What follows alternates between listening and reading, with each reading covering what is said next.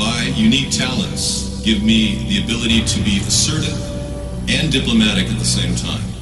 I'm a person who will spike the conversation, who will get politics rolling and stimulate new questions and new answers to our current political dilemma facing our nation. I believe I have a keen understanding of the economy and how to improve where we're at relative to other nations around the world. I believe that our goal at America's Third Party was to create a very strong platform in which would propel the American people forward with new opportunities and a new possibility of creating a better nation, a cleaner environment, and less war.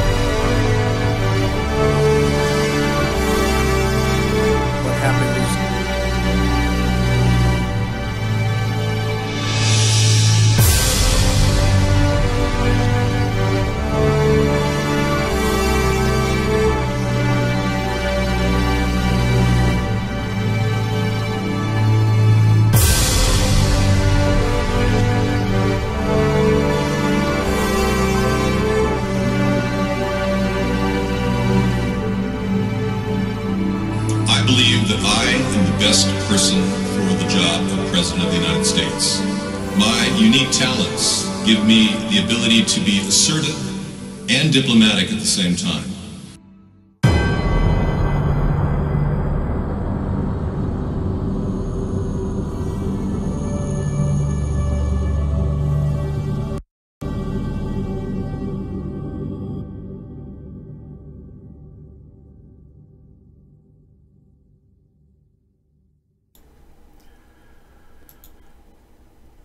Good evening, everybody. Welcome to America's Third Party. I'm David Sponheim, and this is the Technology Thursday show. Welcome.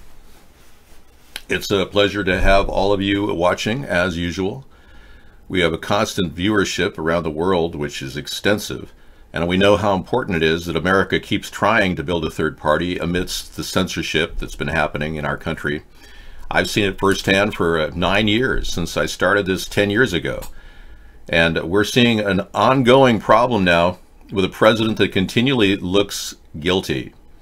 Yeah, everything points to guilt. Michael Cohen's in his third day of testimony is revealing more and more facts he calls facts. Trump just calls him a total liar. But we know that Trump has lied too. He's lied about wanting to present 10 years of tax returns, didn't do that.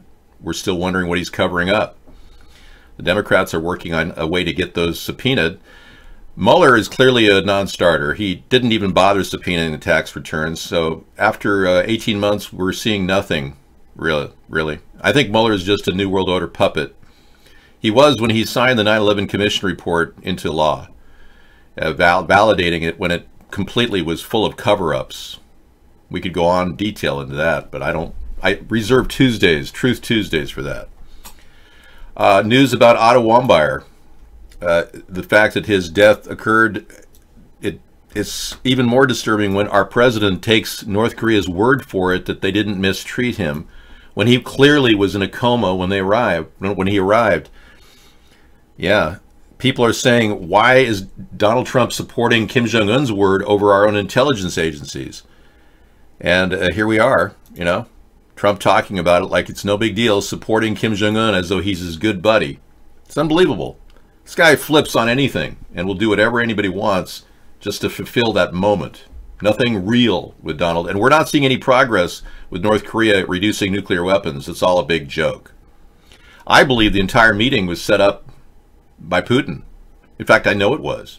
Lavrov set the second meeting up. They didn't intend on anything but a meet and greet so that he looks good.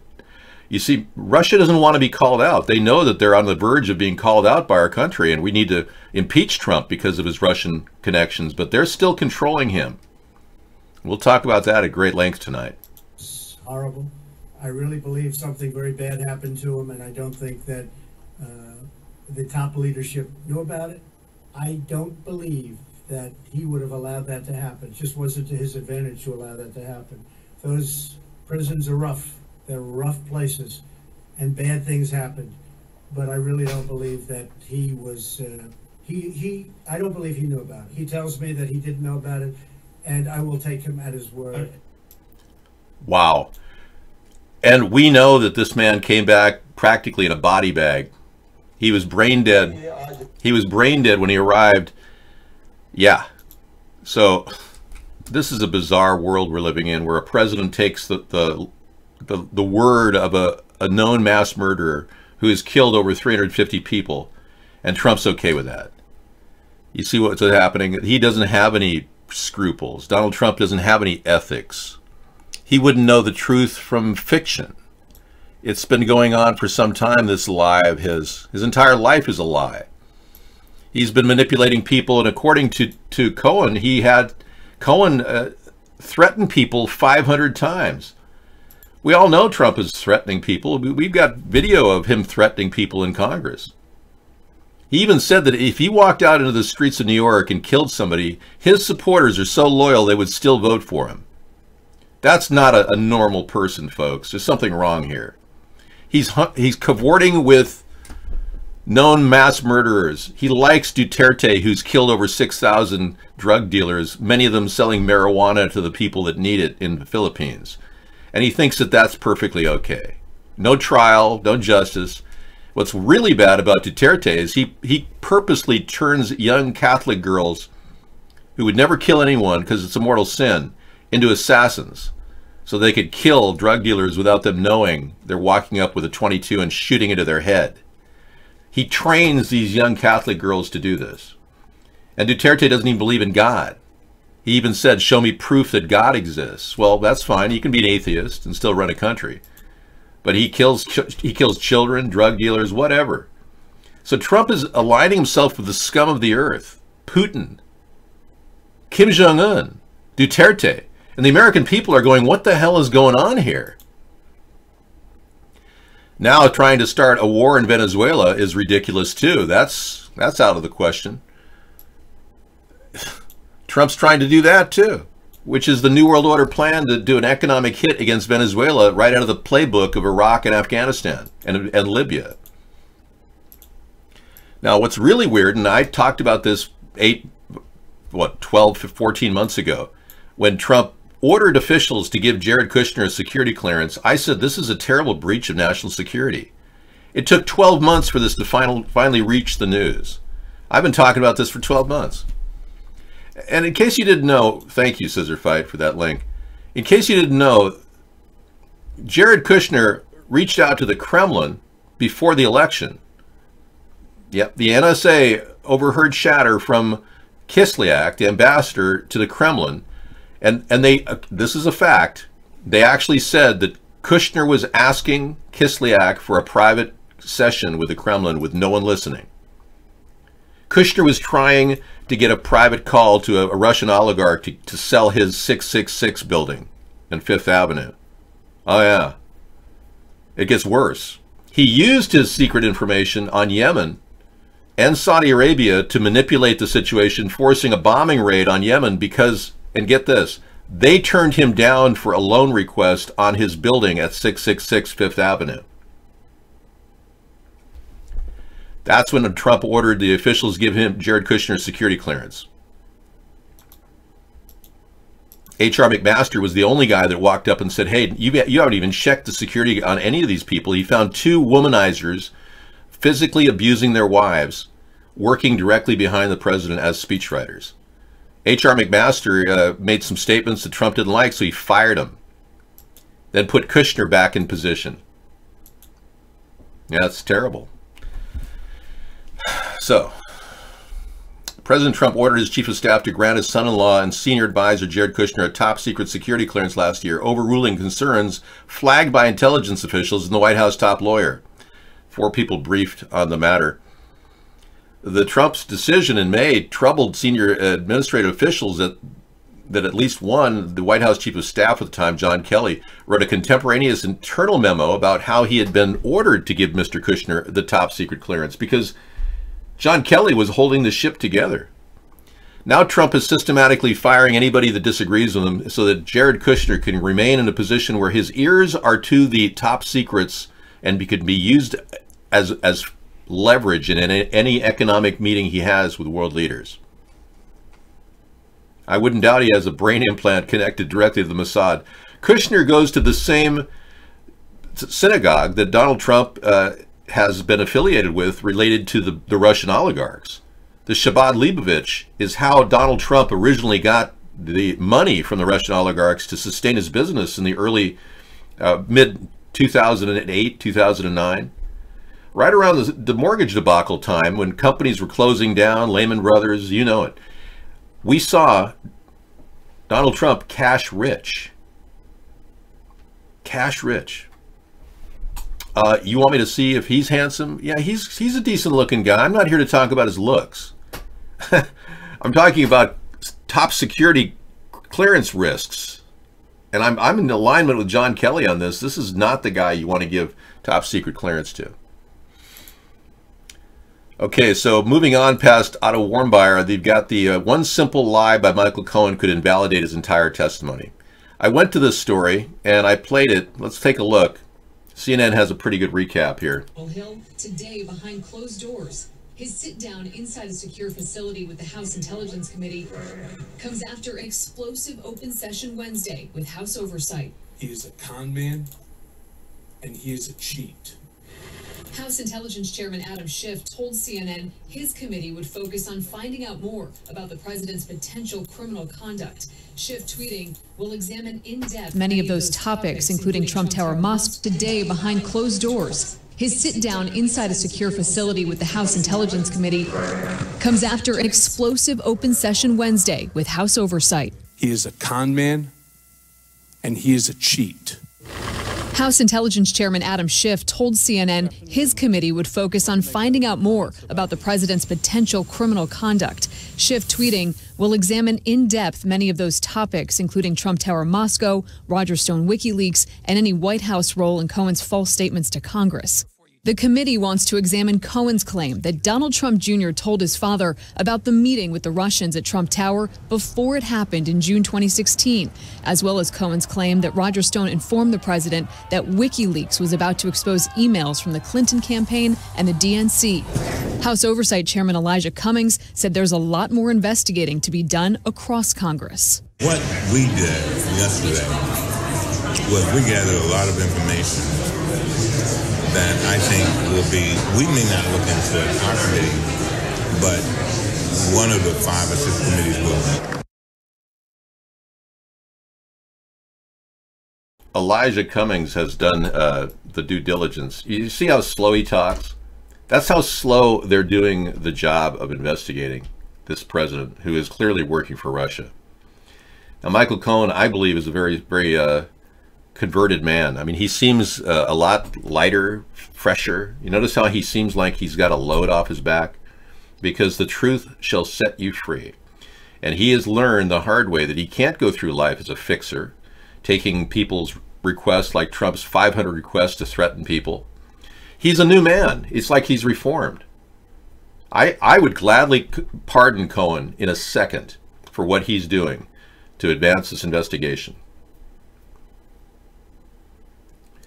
No, I'm sorry, but free healthcare would cost us about 80 trillion, they're saying. 97 trillion of the estimates. Because the cost of healthcare is too high. Chucklehead. The Democrats don't deal with the cost rising because they're getting paid by the people that make the money on your healthcare. I appreciate the truth. Yeah, I do. I've never discussed things that were not truthful. I try to, really focus on the truth. In fact, some people say it's to a fault that I'll listen to stories on the internet. But I vet these stories, and I check many, many different ones to make sure that it works. My theories definitely work. They nest together, and if we don't recognize that our country is being run by Zionists, we're going to be taken down much like the Jews were taken down in the 1930s and 40s. That's not a proposition, that's a fact. We're already moving in that direction. The world is advancing toward a totalitarian police state. And pretty soon we will be in that police state. That's right. We'd love to say this is a beautiful world with technology, but it's becoming much more disturbing because everything about this world is becoming controlled by one or two or three groups of people. Our food supply is being produced by 5 separate companies.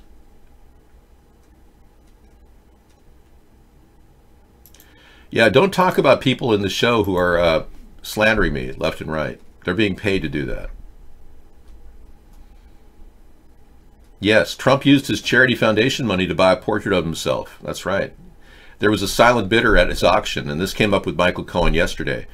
There was a silent bidder out on one of the auctions for Trump's portrait, and he bid it out at $60,000. He ended up paying the silent bidder and then kept the portrait himself.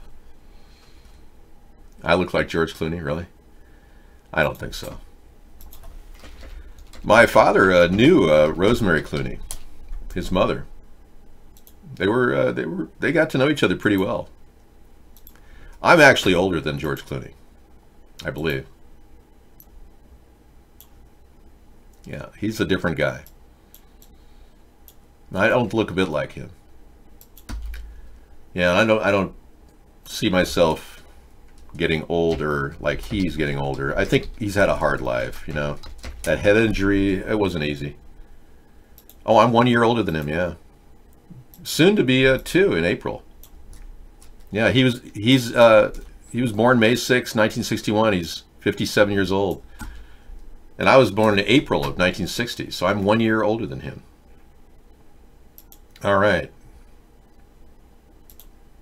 I just lost the chat. We got some important news to tell you. Yeah, I knew a guy also who's very sick right now. It's the weirdest thing. The people I used to know in Hollywood. I used to know a lot of people in Hollywood when I was a young man, my 18, 19, 20 years old. And one of those guys I met was Luke Perry. I actually smoked some pot at Luke Perry's apartment one day and got to know him a little bit, just briefly. But he actually is suffering now from a massive stroke. San Francisco's tracking his condition. Riverdale and Beverly Hills 90210 star Luke Perry has been hospitalized. Arnold Robinson tells the AP that the 52-year-old actor is currently under observation at the hospital. Paramedics responded to a 911 call at 9:30 a.m. Wednesday at a home in Sherman Oaks in LA and took a patient to a hospital, the city's fire department. No reason for the hospitalization or any details of his condition. I disagree. TMZ just did a story about him. Let's see what they have to say. He suffered a massive stroke. He's 52. I'm 59, or soon to be 59. He's been sedated. He's been sedated. He suffered a massive stroke. So this guy's 52 years old, and I'm 58. You can see that there's something going on in their lives that is just, wearing them out. I don't know what's going on. This guy was, a young man when I met him. I was I was way older than him when I first met the guy. He was like a kid. And now he looks like way older than me. I don't know what's going on. I think people are living a harder life. That's the problem. Yeah, chemtrails could be causing triggering strokes. We've got a link here from Scissor Fight. He has a Daily Beast story here. Let's take a look at this.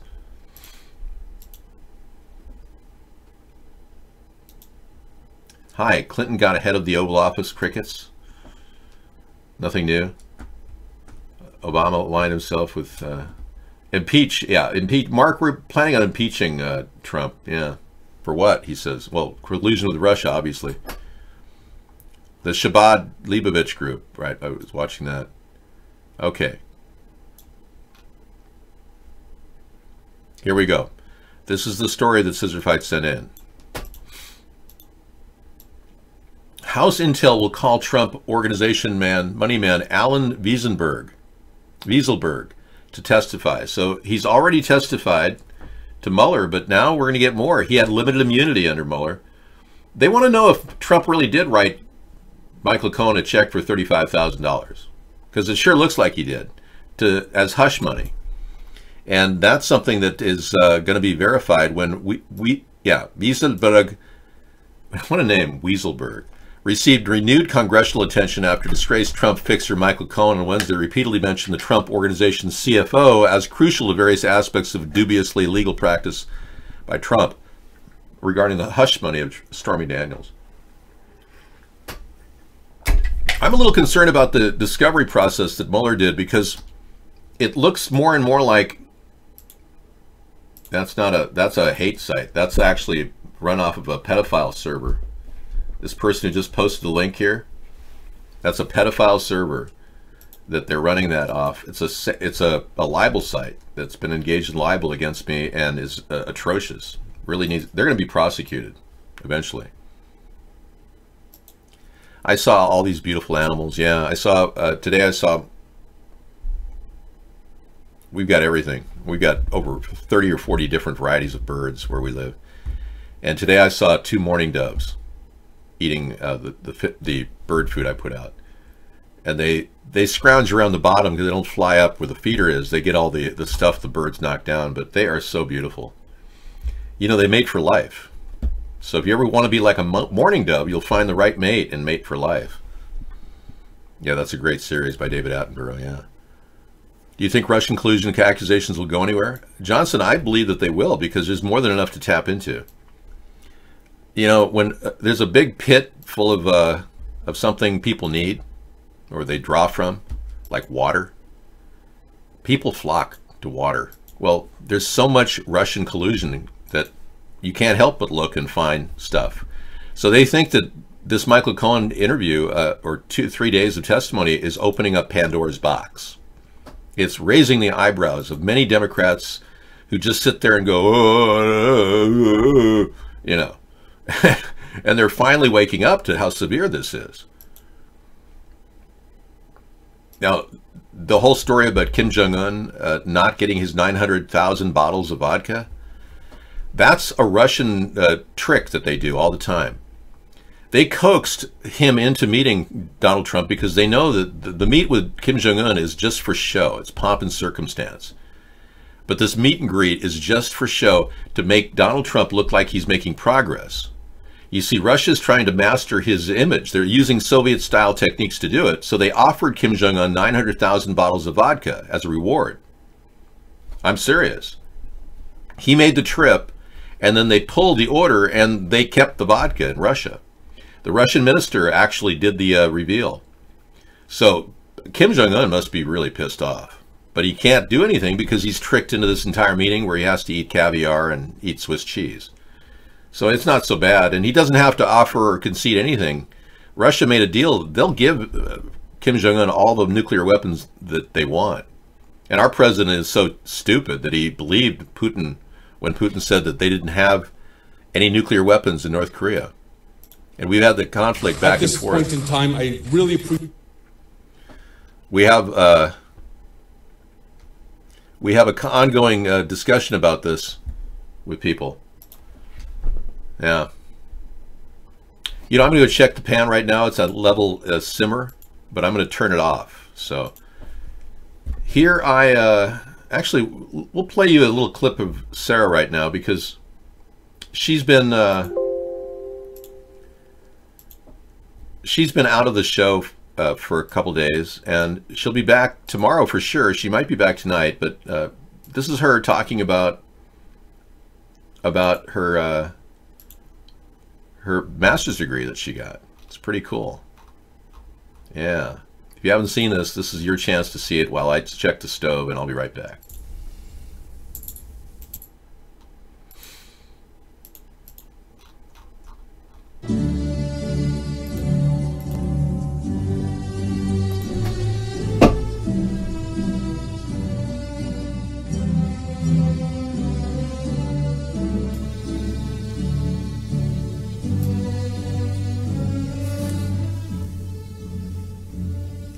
Good evening, everybody.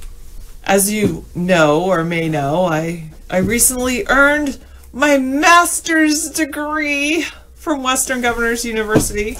I'm so happy. Yes, my master's degree in learning and technology.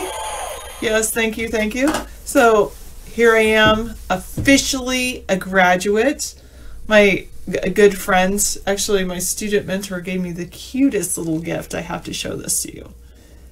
Isn't it adorable? It's a little night owl, because Western Governors University is the owl is their mascot, and it's a little night owl for the graduate. Thank you so much for this. And so to celebrate also, I recently had my birthday. Oh, there we go, my hat. I have my birthday this month as well. And yeah, so I am going to, I know what I'm going to do. I'm going to go out and celebrate with some friends of mine.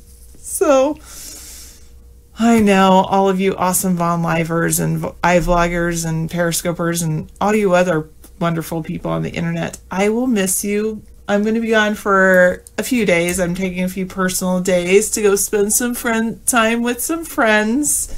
And it's going to be a blast. We're going to have so much fun and just celebrate my birthday, celebrate the fact that I'm a master's degree. I'm a master educator now.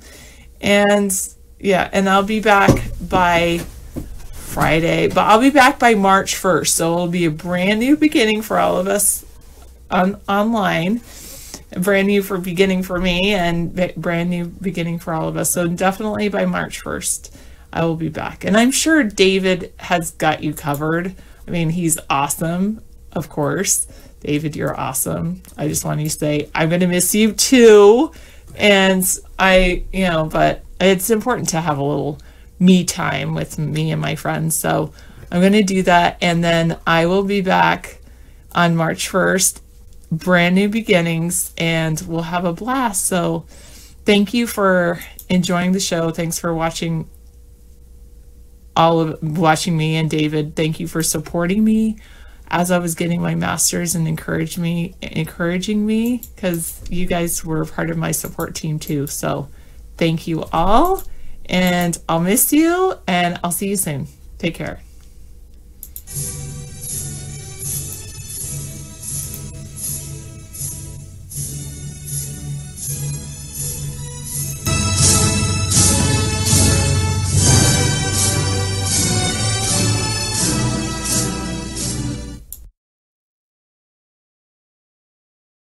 All right, I'm back. Wasn't that great? Yeah, she's awesome. Yeah. Hey, we've got you covered. Yeah, you've got all kinds of crap coming in here. I can see that people are trying to attack our show on a nightly basis. And by the way, this person who's posting this link, I'm going to be prosecuting that person to the fullest extent of international law. We're going to go after that link. That link has been actually threatening us and making false statements. No, you can't. She might be open to the idea, though. You never know. She's a very progressive woman. I'm open to the idea of cloning after I'm dead. Yeah, I wouldn't want to necessarily be cloned while I'm alive. It'd be kind of weird looking at a clone of myself, wouldn't it? Yo, he made it from scratch. Do-it-yourself camper. We got a guy who's doing his own technology build. You know, some people are amazing with the stuff that you can find at Home Depot. And this guy obviously did it. Let's take a look. Okay, you have to narrate. You have to be the host, the hostess. Welcome to our tiny house. Basically, it's really a tiny house with a really stable, what do you call it? The thing underneath? Frame. The frame. With a frame that'll get us over rocks and take us to really crazy places. Wow. And sleeting outside for the trailer. I love how he did this. You can convert these utility campers you can get for about $4,500 and turn them into a little house. And you guys, there's enough tutorials on there to do this. Yeah, I'm going to keep that in my lineup tonight. Thank you for that link. It's pretty cool, for sure. Yeah, that's very efficient to keep your place, and you can take your tiny house anywhere. So you're not confined to one place around the country. And if you're a kind of person who travels and works, you know, from place to place, there are nurses that travel from hospital to hospital and offer temporary services for nursing. And I've met people like that traveling on the road in their RV. I believe that everybody in America should have some place to live, not homeless. I think that we could do a lot better with our motels and remake them with kitchenettes. And I wouldn't mind living in a motel with a kitchenette myself. I'd be fine with it. And that's not something they can call their home, other than, you know, a place to, you know, sleep and have a kitchenette and bathroom. I mean, you don't need much more than that. So I think we could do that. I think we could build that into our homestead renewal plan, which is a powerful idea that we came up with many years ago, which still has a potential to change the country. Yeah.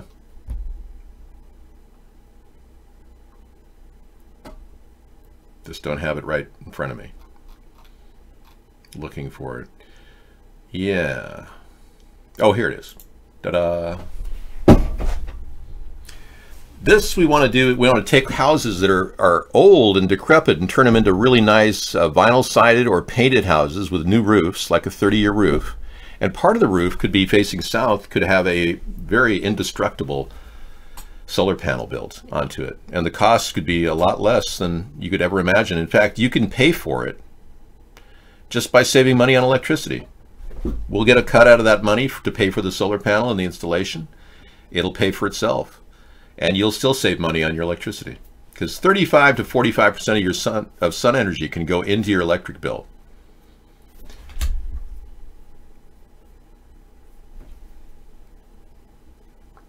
Well, if we put them in Holiday Inns, they have to actually participate in fixing that stuff up. In fact, I want projects where people actually participate, like the Homestead Renewal Plan. So if somebody's living in a motel or a hotel, it won't be a requirement, but if you want to make some extra money, we'll have a Homestead Renewal Plan project working in the area, and we'll have multiple houses that you could work at and make $15 an hour and start to realize your potential. Because right now we're not getting enough traction with people in their need for potential. They're not getting a hand up. They need a little bit of training, a decent clothing, some shower, and a place to wash, and they can get a hand up this way. And if we can give them that start, then we can get them out of the psychic or the psychological dilemma they're in of being homeless. And it's a dilemma. I've talked to a lot of homeless people. They just don't want to do anything. They don't want anyone to tell them what to do. That's the overriding fact in why they're homeless. That includes their family that was probably going, hey, we'll help you, you know? Just stop being this way. Stop gambling or whatever you're doing. And they just refuse to take advice from other people. And that's the common thread among all homeless people. And I'm not talking about whether they're mentally ill or not. That's another assessment. We are together, yes. And Sarah will be coming back as soon as she arrives. I expect her back sometime tonight. I'm not really worried about it. I've been in touch with her the past couple days. Telephonically, she's been calling me. She's doing great. She called me this morning and last night, and she called me yesterday in the morning. She's been very busy, enjoying herself. Her friends went out and had a great time. You know, I have onions every day. Yeah. I try to eat my onions, so, as opposed to letting them rot.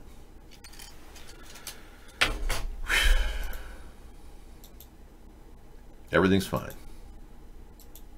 She got 3 days of vacation. I wish I could get 3 days of vacation. I would like a 6-week period where I could just do some stuff of my own, not have to worry about doing the show. You realize not anybody can just do a show like this. This takes a huge amount of endurance. Most people don't have that kind of endurance.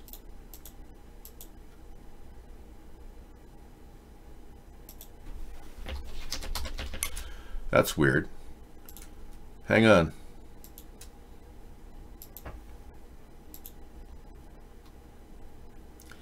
Yeah, we no longer have a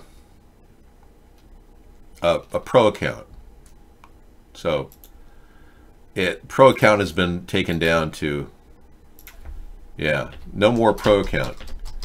They just changed their rules, and if somebody doesn't gift me a pro account, I'm not going to get it. So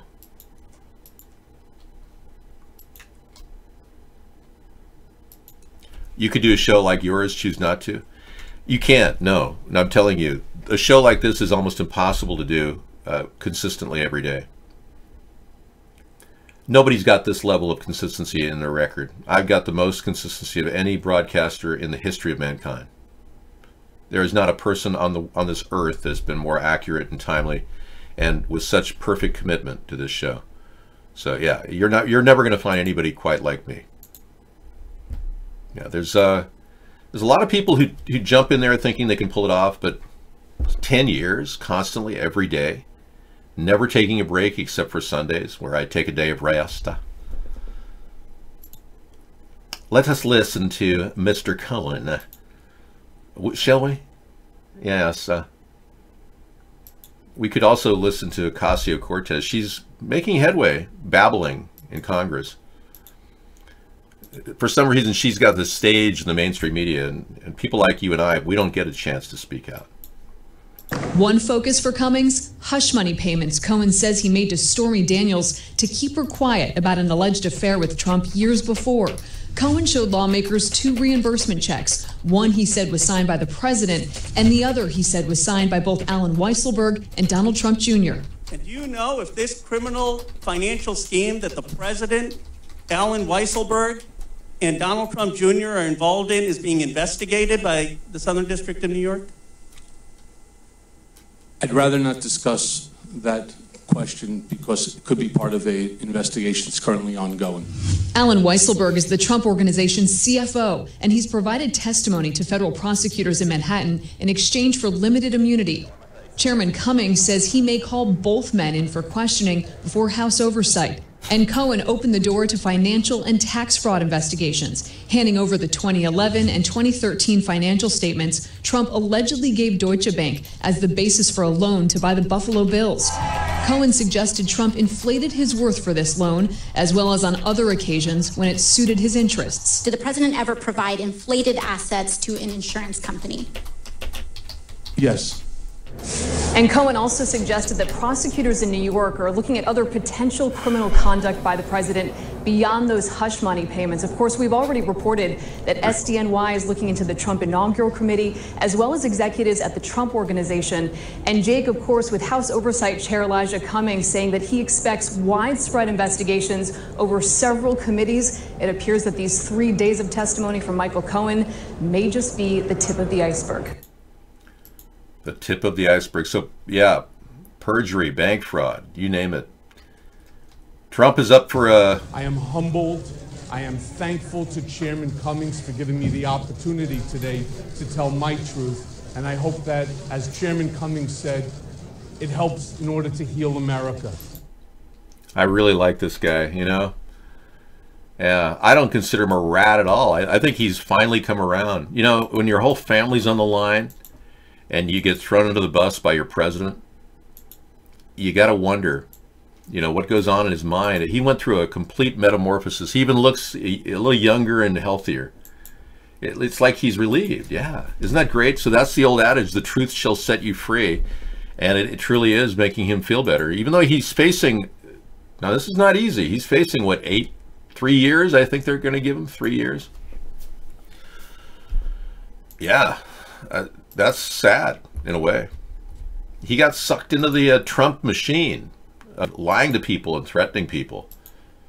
This is an ongoing thing. It's been happening with Trump for some time. I don't consider him a Benedict Arnold. He's a guy who's been reaching the end of his rope and coming clean in every turn. Violated a plea agreement to protect certain people, powerful people, even the guy who the CFO for Trump and the money man, who's going to be speaking again. He won't be playing, I'm sure he's got a lot of money. It probably will be one of those places you'll never go to, Morpheus. Yeah. Well, I was uniquely close to the Luke Perry scene, Jason Priestley and others.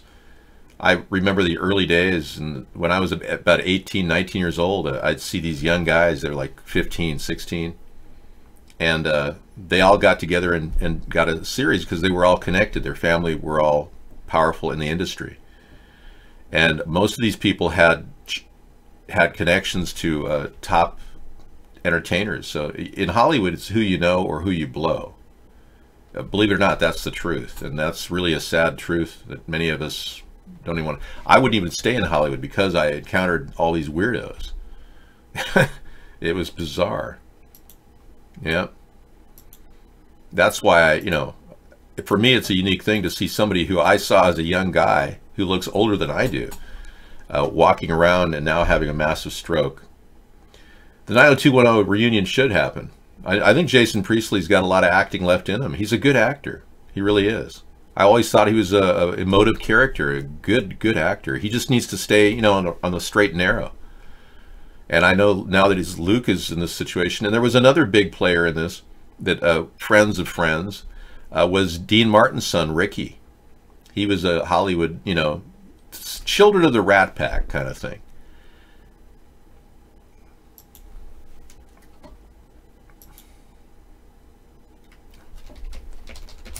Yeah, so I think that Ricky Martin passed away. He used to do a little skit representing his dad on YouTube. It was pretty amazing. His father was one of the most amazing entertainers of our time, Dean Martin and Jerry Lewis. And Ricky Martin did this little thing, tribute to his father. And he just passed away a couple years ago. Also of what appears to be like a heart attack. And very strange. I mean, these young people, this was Ricky Martin doing a tribute to his dad or talking about it.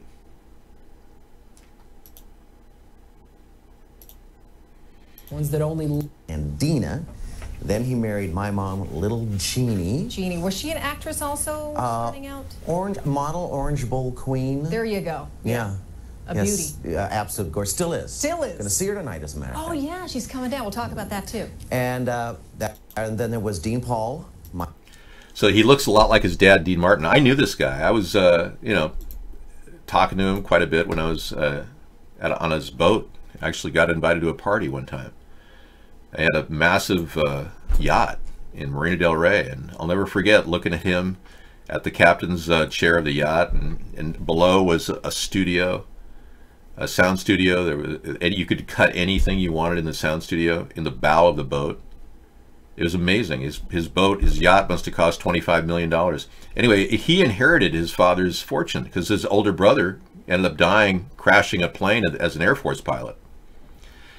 The weird thing is, there's no evidence that Ricky Martin had a net worth. It's the weirdest thing. So I'm a little interested in knowing what happened to his net worth and what happened to his assets, because we always thought that he kind of married a woman who was going for his money. I don't know. I mean, I don't want to say that about her because there's no way of knowing. But no investigation went into his death. He died of a heart attack. So if Luke Perry went down that similar road of, the fast life that you live when you're, involved in the Hollywood scene, maybe that is why Luke Perry's now facing a near-death experience. I hope he gets better. Sure, I'll unban Tom.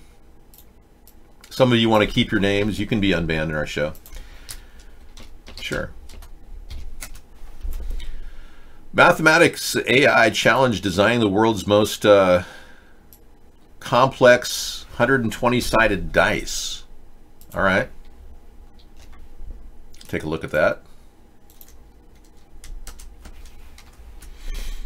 Bringing it up. The mind-boggling challenge of designing a 120-sided dice. Wow. Well, for one, you need an icosahedron, which is a 23-sided object, in order to achieve the numerical total of 120.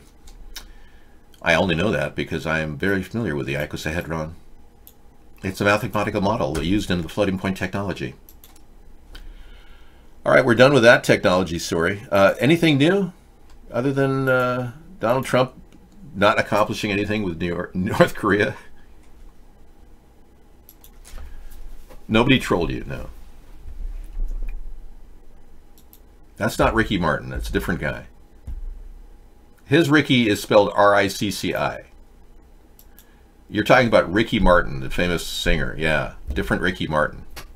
I just showed you Ricky Martin, the Dean Martin's son. And he did a really good job impersonating his dad. It was kind of amazing. Well, let's be clear.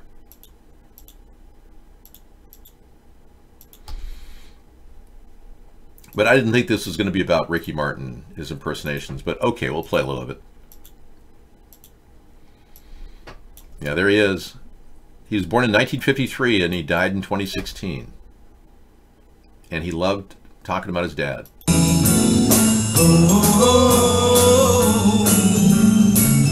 Down each avenue and beyond, street and strata, you can see. Hey, can we get security over here, please? I can't tell you what a pleasure it is being here in New Delhi. Oh, I gotta tell you, Ricky, we're in New York. New York. In New Delhi. In New York. He wasn't, you know, when you have all that money, you don't need to do it entertaining. You don't need to perform. So he only did it for the fun of it. Yeah, he's loaded. The guy had tons of his dad. His dad invested way more money than Jerry Lewis. And we don't even know what his dad's net worth was. It was so, he had bought so much real estate in Beverly Hills. It doesn't really matter, though. You can't take it with you. Now he's dead. He was only 61 when he died. It wasn't a career. He didn't need a career. This guy was rich beyond his wildest dreams. His father gave him a $25 million wedding gift. He wrote him a check for $25 million for his wedding, the woman he married. I mean, it wasn't like the guy would ever have to work. He was just, you know, incredibly lucky. But, man, he died too young, 61 years old. Jerry Lewis gave all his money to his last wife, and his original kids got nothing. Jerry Lewis was a tough character, I'll tell you. He did some great interviews with reporters, and he told them how tough he was, man. Jerry Lewis. Famous interview.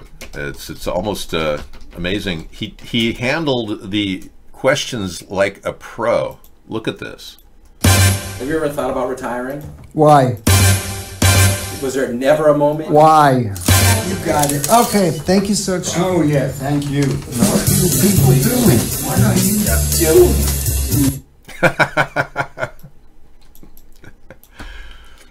Anyway, he was so funny and so hilarious and so popular that he kind of became a jerk. You know, he didn't really care. And what I love about Jerry Lewis is his unique independent spirit. And I'm sure that's true with Dean Martin. He was, toward the end of his life, he was caught with a firearm in the door of his car when he was pulled over. He was drinking. Dean Martin was notorious for drinking. I'll play that tonight. A great interview with Jerry Lewis. But the reality is this is a time in American history where, you know, you can't remember what happened unless you actually lived it. So a lot of you will never ever experience the Rat Pack and the period of time that I grew up in, because you're just catching glimpses of the past. It's kind of like an old, you know, black and white movie, or a silent movie in my case, because I look back on time and the beginning of the movies. I never got a chance to see Charlie Chaplin, really, except for excerpts. That'll be what the entire 1900s will be like for most of you. So Dean Martin was worth $30 million at the time of his death. Well, he must have given him most of his wealth as a wedding gift. That's one way to get rid of your money, right? Give your son a $25 million wedding gift. He had a lot of properties too, not just $30 million. That would be a massive property costs and valuations over the years. LA property has quadrupled in the past 5 years. It's crazy how much property has gone up, or I'd say 10 years. Dean Martin had a good reputation for being a nice guy. Yeah. No, I don't do bong rips, you know, but you can if you want to. Do you want me to give you a little song to do a little bong rip? Some people prefer the shortness of Mr. Right #1. I think that it is a little lighter than the other version. No. Okay.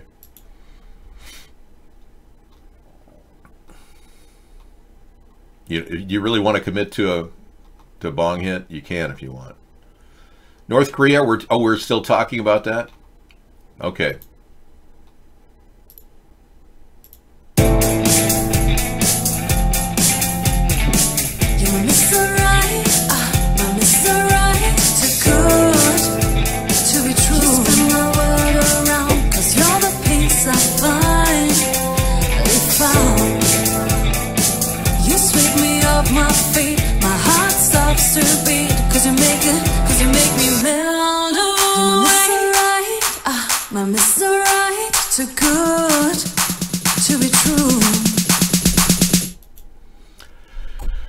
All right, we use that as a way of getting into the next phase of the show. Obviously, renewable energy solutions are part of the plan to help the country, and I don't believe that we're going to be able to become an engineering production leader unless we actually come up with some new ideas. I know it sounds ironic, but people around the world are begging for new ideas, and we've always been an ingenious nation, but we haven't really cultivated that growth. We're more about outsourcing over the past 15, 20, well, let's make it 5 decades.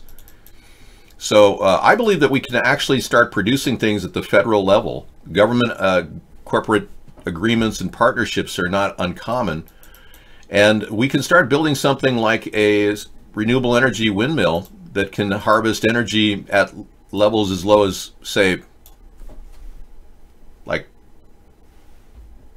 5 miles per hour. So wind speeds as low as 5 miles per hour could generate energy, whereas right now, windmills that are fully operational have to be at way higher levels and operate at 13 miles per hour. You can't even get a return on investment with some of these old-fashioned windmills. And these things cost $2 million, roughly. I can produce portable units like this. Well, my target price is about $1,000. $1,000 versus $2 million. I'm going to go with $1,000 over all the landscape across the country with a safeguard that we'll be able to generate electricity well into the future on these durable units that can be built to last.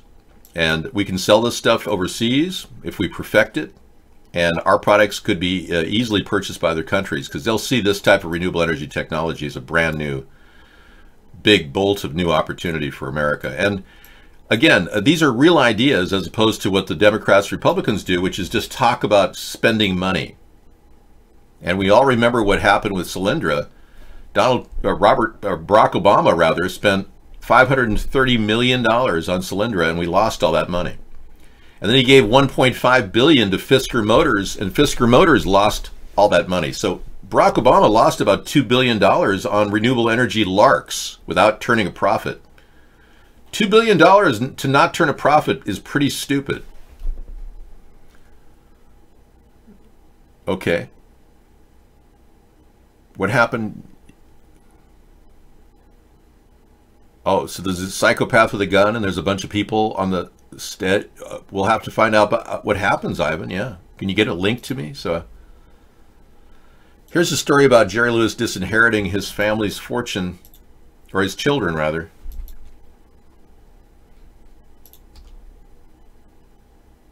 That's not the story.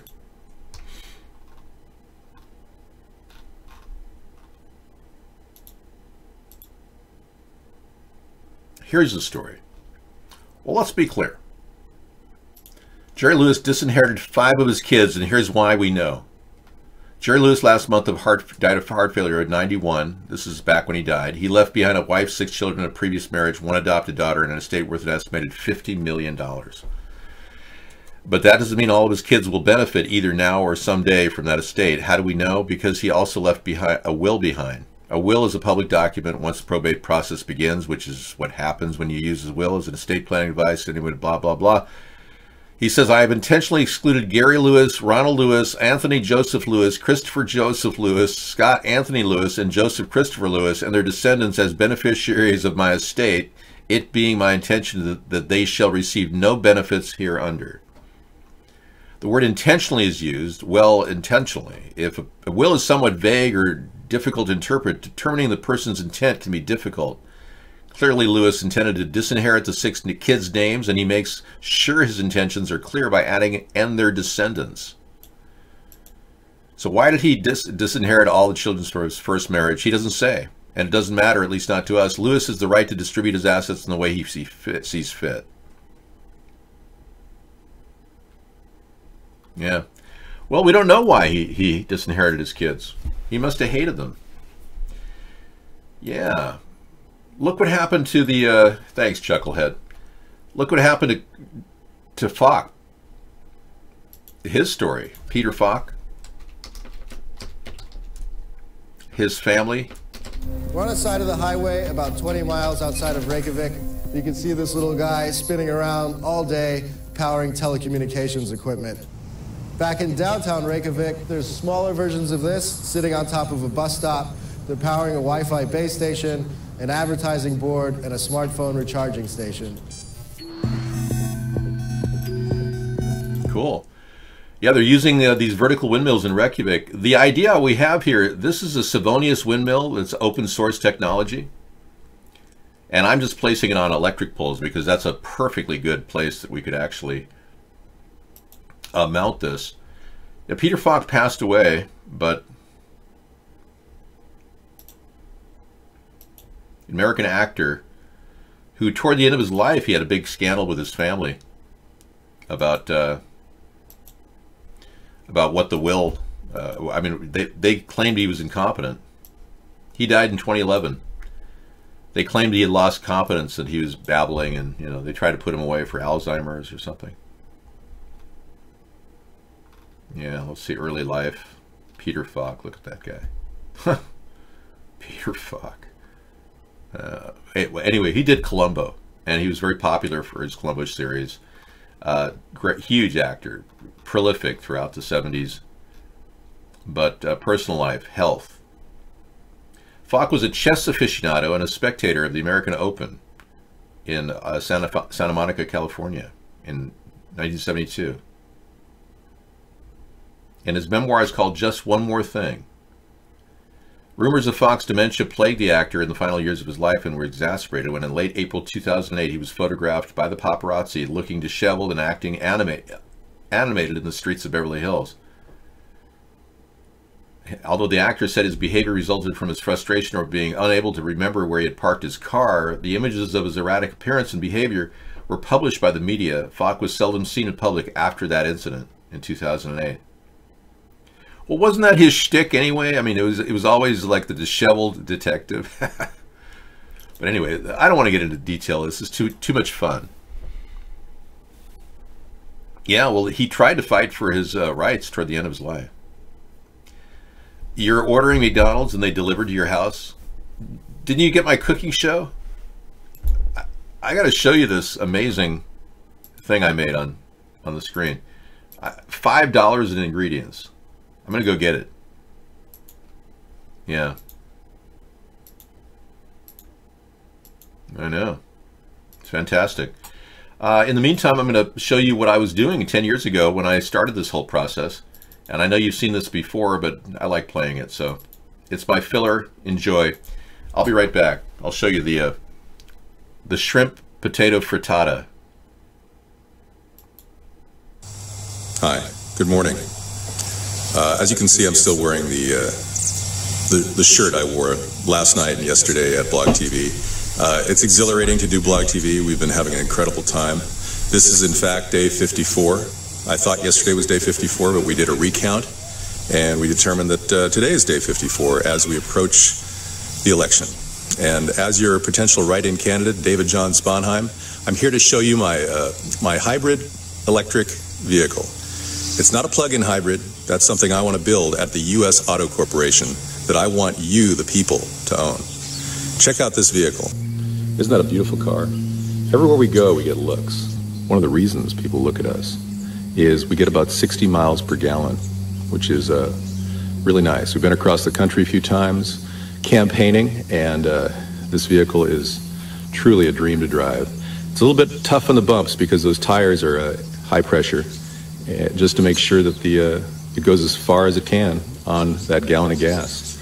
Anyway, enjoy the show. We're going to be having a show every day, Pacific Standard Time, 5 p.m. on Blog TV, and I'm going to be talking about issues from renewable energy to getting out of Iraq. Thanks for listening, and don't miss our show. Thanks a lot.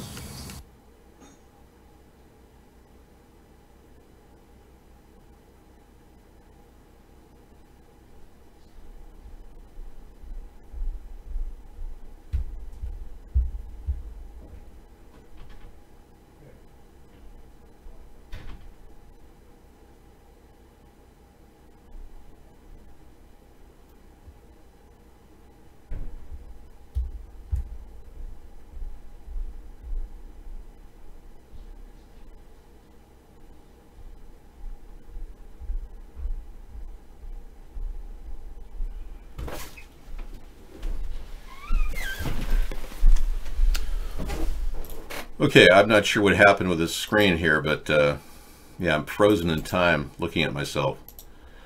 Hey, check this out. Entire dinner in one pan. And I made it with 6 potatoes, 5 eggs, 10 large shrimp, carrots, onions, and yeah, check this out. And I just took one serving out for later, but isn't that beautiful? It's beautiful. It's set right on top, and we're all set to eat when Sarah gets home. So yeah, let me get you the extension of that video. I've got another one from the same time period.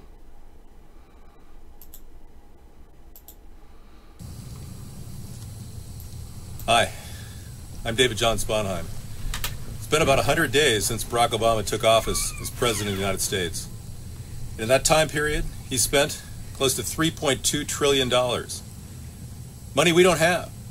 Money we won't even have in the next 10 years. And I'm beginning to think that he's not the guy for the job.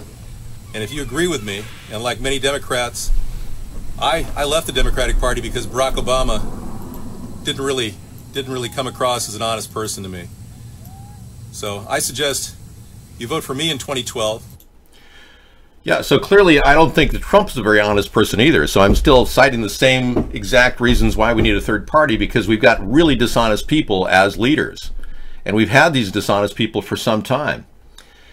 Yeah, she's going to be coming home this evening sometime. I told her to give me a ring sometime this evening. So she's on her way home. Yes. Dude, yeah, totally. Yeah, so these are very inefficient and they break down, believe it or not. Whereas if we can get something much more durable, we'll be better off as a nation, for sure. And again, if we don't produce anything as a nation, our dollar will eventually deteriorate. The world currency relies on us. Ever since Nixon was our president, and the Nixon shock happened, where we left the Brexit, excuse me, we left the agreement we had. Hold on. The Brexit. Huh. Yeah, there it is. My fellow Americans. It's a shock, and I'm shocked too. The French have been selling our notes that we signed, and we have to get out from under the gold standard. Yes. Oh, sorry. I had to actually go on the keyboard and look up the Bretton Woods Agreement. And the Bretton Woods Agreement was something that was set up, yeah, I believe in 1946. No, 1944. Yes. In which they determined that the gold standard would be the basis for our currency. And Nixon had to pull us off of that because the French were trying to sell all their U.S. currency and trade it in for gold. So I totally understand why Nixon had to do it, but It's kind of a shame that, you know, it had to all go down. But we no longer have backing, gold backing to our debt notes, our dollar bills. So, and that all happened because of the Bretton Woods Agreement. If they see you with the dog, they'll take it away. Okay, pit bulls are outlawed in England under the Dangerous Breeds Law. This act specifically made 4 breeds of dog illegal to own in England. I did not know that. Ivan's got some story. We got, yeah, we heard about that, Ivan. So Nixon did the Nixon shock and pulled us off of any gold standard, which I think is a good idea.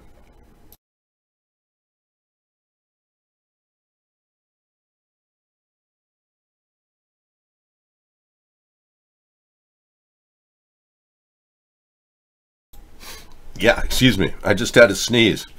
Wow. My whole head just kind of like exploded. And hey, we had a pretty good Wig Wednesday last night. It was fun. I enjoyed it. I don't think I've had a Wig Wednesday with more fun. And I stayed up late all night long with, you know, crazy wigs on. So if you want to see our Wig Wednesday, it's pretty fun. Huge spider drags a possum across an Amazon rainforest floor in a haunting piece of footage. Let's take a look. This is weird.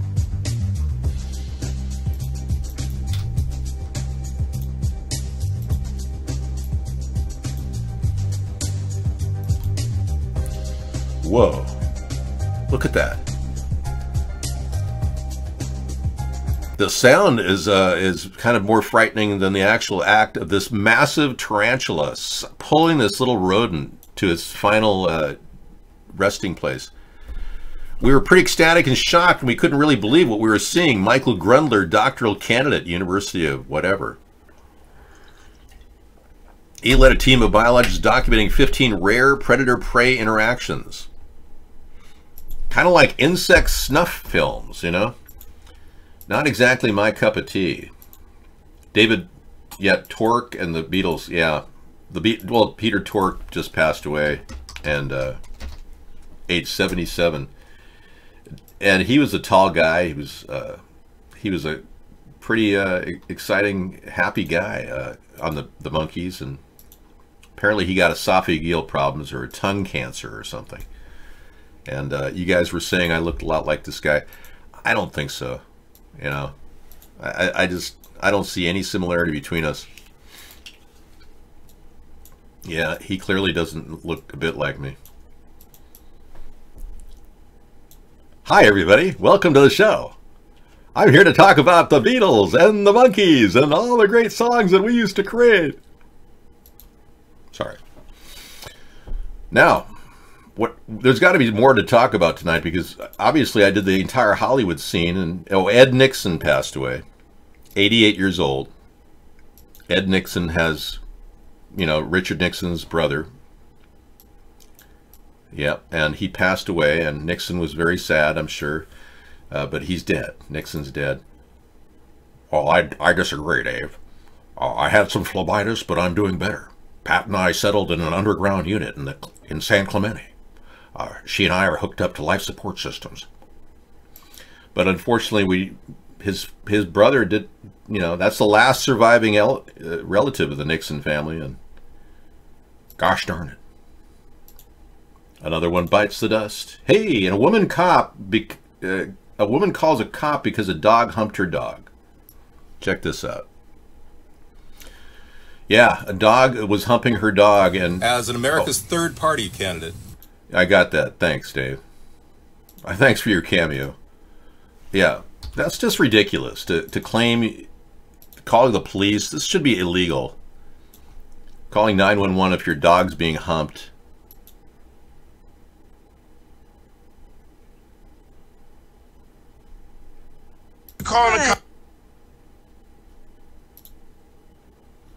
Okay, we're queuing up. Calling the cops right now. Because I told you I wasn't leaving the park because my dog was humping your dog. I'm not verbally assaulting you. I told you I'm not leaving. The Attleboro Dog Park. That's inappropriate for the dog park. No, it's not. I know it's dogs humping each other, and she's calling the cops because my dog humped her dog. I've seen every single dog hump another dog here. And she tells me to leave, and now she's calling the cops. Like, are you serious? Yeah, they will. They'll... Yo, I can't wait. Yo, this is crazy. Because this, you heard of Barbecue Becky? Because this is the newest one. Right here. DE989. Let me get her plate. Let's see. So everybody know who this woman is. We can look this woman up. 3ZN996. We interrupt this to protect the identity of the woman for fear that she may sue our affiliates. We now go to Brian Williams, who's flying in a helicopter, being attacked by grenades. Go ahead, Brian. Well, Dave, I'm here being attacked by grenades and 480,000 people watching on XES Lana. I kicked butt the other day on our pre-show. I didn't even record the session, and I knew that people were watching me, and I just said, I'm kicking butt. I'm gonna get this. It was completely unrecorded, and we nailed them. We got those 150,000 people to now turn their friends and family onto us, and now we got 480,000 people watching us on XES. Thank you. Sarah is going to be back tomorrow. She's taking a 3-day thing. She's coming back late tonight, she said. But we have other women in the show who can kind of fulfill your greater goals. Hillary, would you like to participate in a little recommended, discussion about lattes and tea? And Hillary can talk. She's nodding. She's here in spirit. We can talk about the technology of spraying you, which is very well developed. AI, my words on AI is I believe that the entire 5G network is an AI descendant. I believe that the 5G network is ultimately going to be a dangerous thing. There doesn't make sense. The more I look at the wiring that's being used in the 5G network, the more I conclude that this is not necessary. You can send hundreds of thousands of cell phone messages with very small wiring. Nothing makes sense about the 5G network, and I think we concur. Thank you.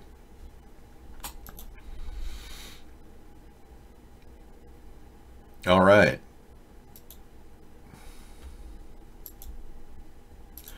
Yeah, the news is basically the Dow Jones is responding to a disastrous week, dropping below 26,000. Hopefully tomorrow will be an up day, but chances are if it dropped below 26,000 with a negative turn of 69 points today, chances are it's going to be going down again tomorrow. I wouldn't say it's going to, I'm not really bullish on tomorrow. I see the controversies of Donald Trump dogging him and plaguing him and affecting the market's profitability. Everything is based on confidence in the market, and Oracle is obviously losing support. Berkshire Hathaway took a large chunk of Oracle down, major drop. Futures are up for the Dow, but I'm not bullish on the Dow. I see it's still overly inflated, but I've been that way for a long time. I'm not going to stream a copyrighted movie that you have to pay to see on Netflix. No way. No, we've got a couple of other videos that might be good, but hey, we saw some tragic losses of life this week. But my position on the 5G network, though, is it looks to me like the entire purpose has no human purpose. It is simply being promoted by this zealot, Tom Wheeler, our FCC chairman. The United States will be the first country in the world to open up high-band spectrum for 5G networks and applications. And that's damn important, because it means that U.S. companies continue to make money and profit. Hey, this is the thing. The only thought that would require a network like this is an AI system that wanted to hijack everyone's home or electrocute the entire population. There is no justification for this type of electrical conduit and wiring to be spread across our landscape. The telecommunications of the 4G network are more than adequate for our uses and have proven to be robust with even more bandwidth available. But if the 5G network is being promoted worldwide, yeah, we could easily jump on board that bandwagon, or we could just say no and Look at the market that Huawei would be losing, because they can't penetrate a market if we say no to 5G here. And Huawei is banking on a lot of growth in their networks. If they want to do that in Asia, let them. But I really think we should put limiters on all of our conduits and connectors. If we are going to lay the wiring, we have to have limiters that will be a guaranteed safe-proof against anyone being electrocuted or fried. How would you like to be fried? Like a microwave oven fries an egg. Well, let's be clear. Okay, now moving away from the 5G, because I think it is an AI system that's ultimately going to be used against humanity. I'd like to focus more on soft, feely-good things like Kim Jong-un. Yes, Kim Jong-un. And apparently Donald Trump got nothing accomplished and has accomplished nothing because it was never in the works. You see, Putin just put this entire event together so that Donald looks good while he's being investigated for corruption charges, because they know that that's going to continue. Yeah. So the entire Kim Jong-un meeting was an elaborate cover-up.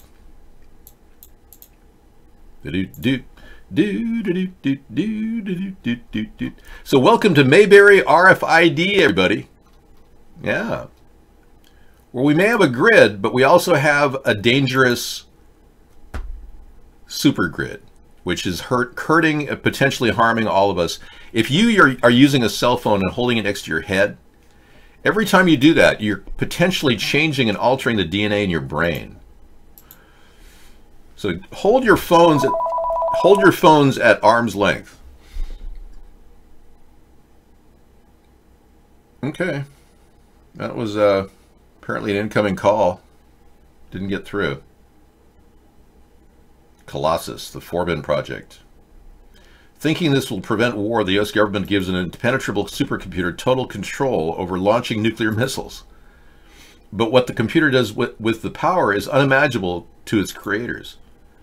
The Colossus, the Forbin Project, that looks like a good one. Yeah. I want to add that to my watch list.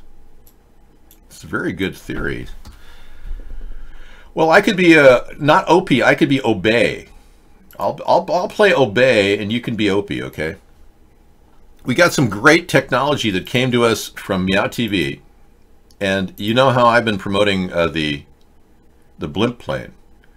Well, apparently it's been, you know, the rage, and Meow TV decided to build something similar. This is an idea I came up with to save a lot of fuel going from point A to point B. 85% of the fuel is just lifting the plane up in the air. So when I was working on this idea, apparently it inspired Meow TV to create this idea, which is the blimp boat. And he worked it out. It's got logistics behind it, so you can check it out. 3 Hindenburg-type Zeppelins connected together. He talks about the displacement of helium necessary to lift 4,500 people and freight. And you can get it airborne in case of...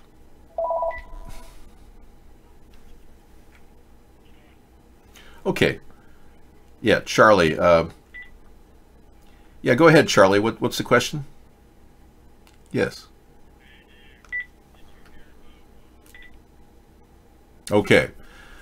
All right, so autonomy limitless due to hydrogen fuel cells auto-replenished by liquid helium. Very good. Super immersion is possible, lowering the pressure of the Zeppelins by liquefaction of the helium compressor in the boat and storage of liquid helium in the bottom of the ship. I think it's brilliant, really, when you think about it. He's using ballast and helium, liquefied helium as ballast, holding it down toward the water. And it would be ideal in the event of a potential hurricane, or excuse me, a potential high. It can go underwater. It has the ability to avert high seas, you know, like super waves. So it could lift up in the air in the event of a super wave. That's a great idea. All right, so other people are inspired to come up with great ideas too. I love it. Technology is just an idea away. You know that. Hey, another brother. Good to see you. I enjoy your beer too, buddy. Bye, Ab. All right, Ab's going to go get a beer, and we're talking to you guys on the internet. Oh, somebody stole the blimp boat idea? It was documented in the Bologniac in 1923? Okay, well, hopefully Meow TV knows that. Well, Sarah went on a trip. She already talked about her trip she was going on. She'll be back tonight. She's going to be in tomorrow's show.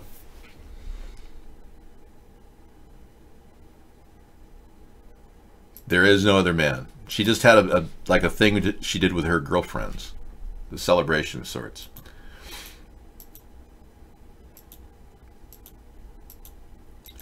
Yeah, I can play it. Sure. Here it is. We have the ability to flex. We can go in any direction you want. We have the ability. Here she is.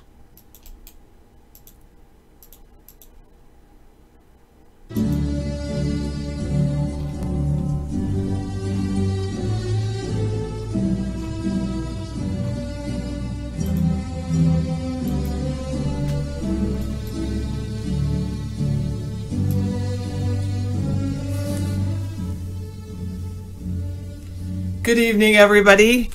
As you know or may know, I recently earned my master's degree from Western Governors University. I'm so happy. Yes, my master's degree in learning and technology. Yes, thank you, thank you. So here I am, officially a graduate. My good friends, actually my student mentor, gave me the cutest little gift. I have to show this to you. Isn't it adorable? It's a little night owl because Western Governors University is the owl is their mascot, and it's a little night owl for the graduate. Thank you so much for this.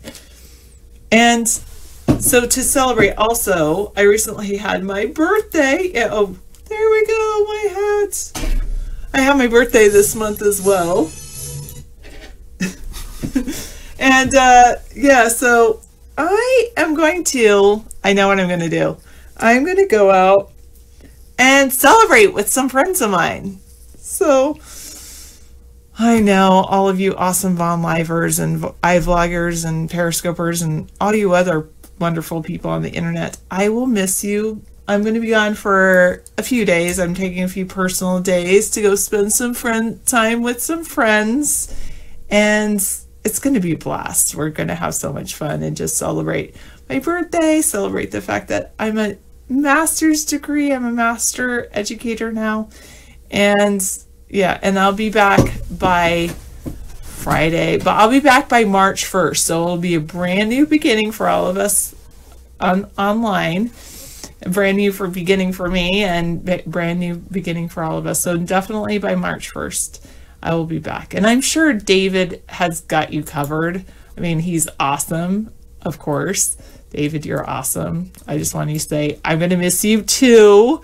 And but it's important to have a little me time with me and my friends. So I'm going to do that. And then I will be back on March 1st. Brand new beginnings, and we'll have a blast. So thank you for enjoying the show. Thanks for watching me and David. Thank you for supporting me as I was getting my master's and encouraging me, because you guys were part of my support team too. So thank you all, and I'll miss you, and I'll see you soon. Take care.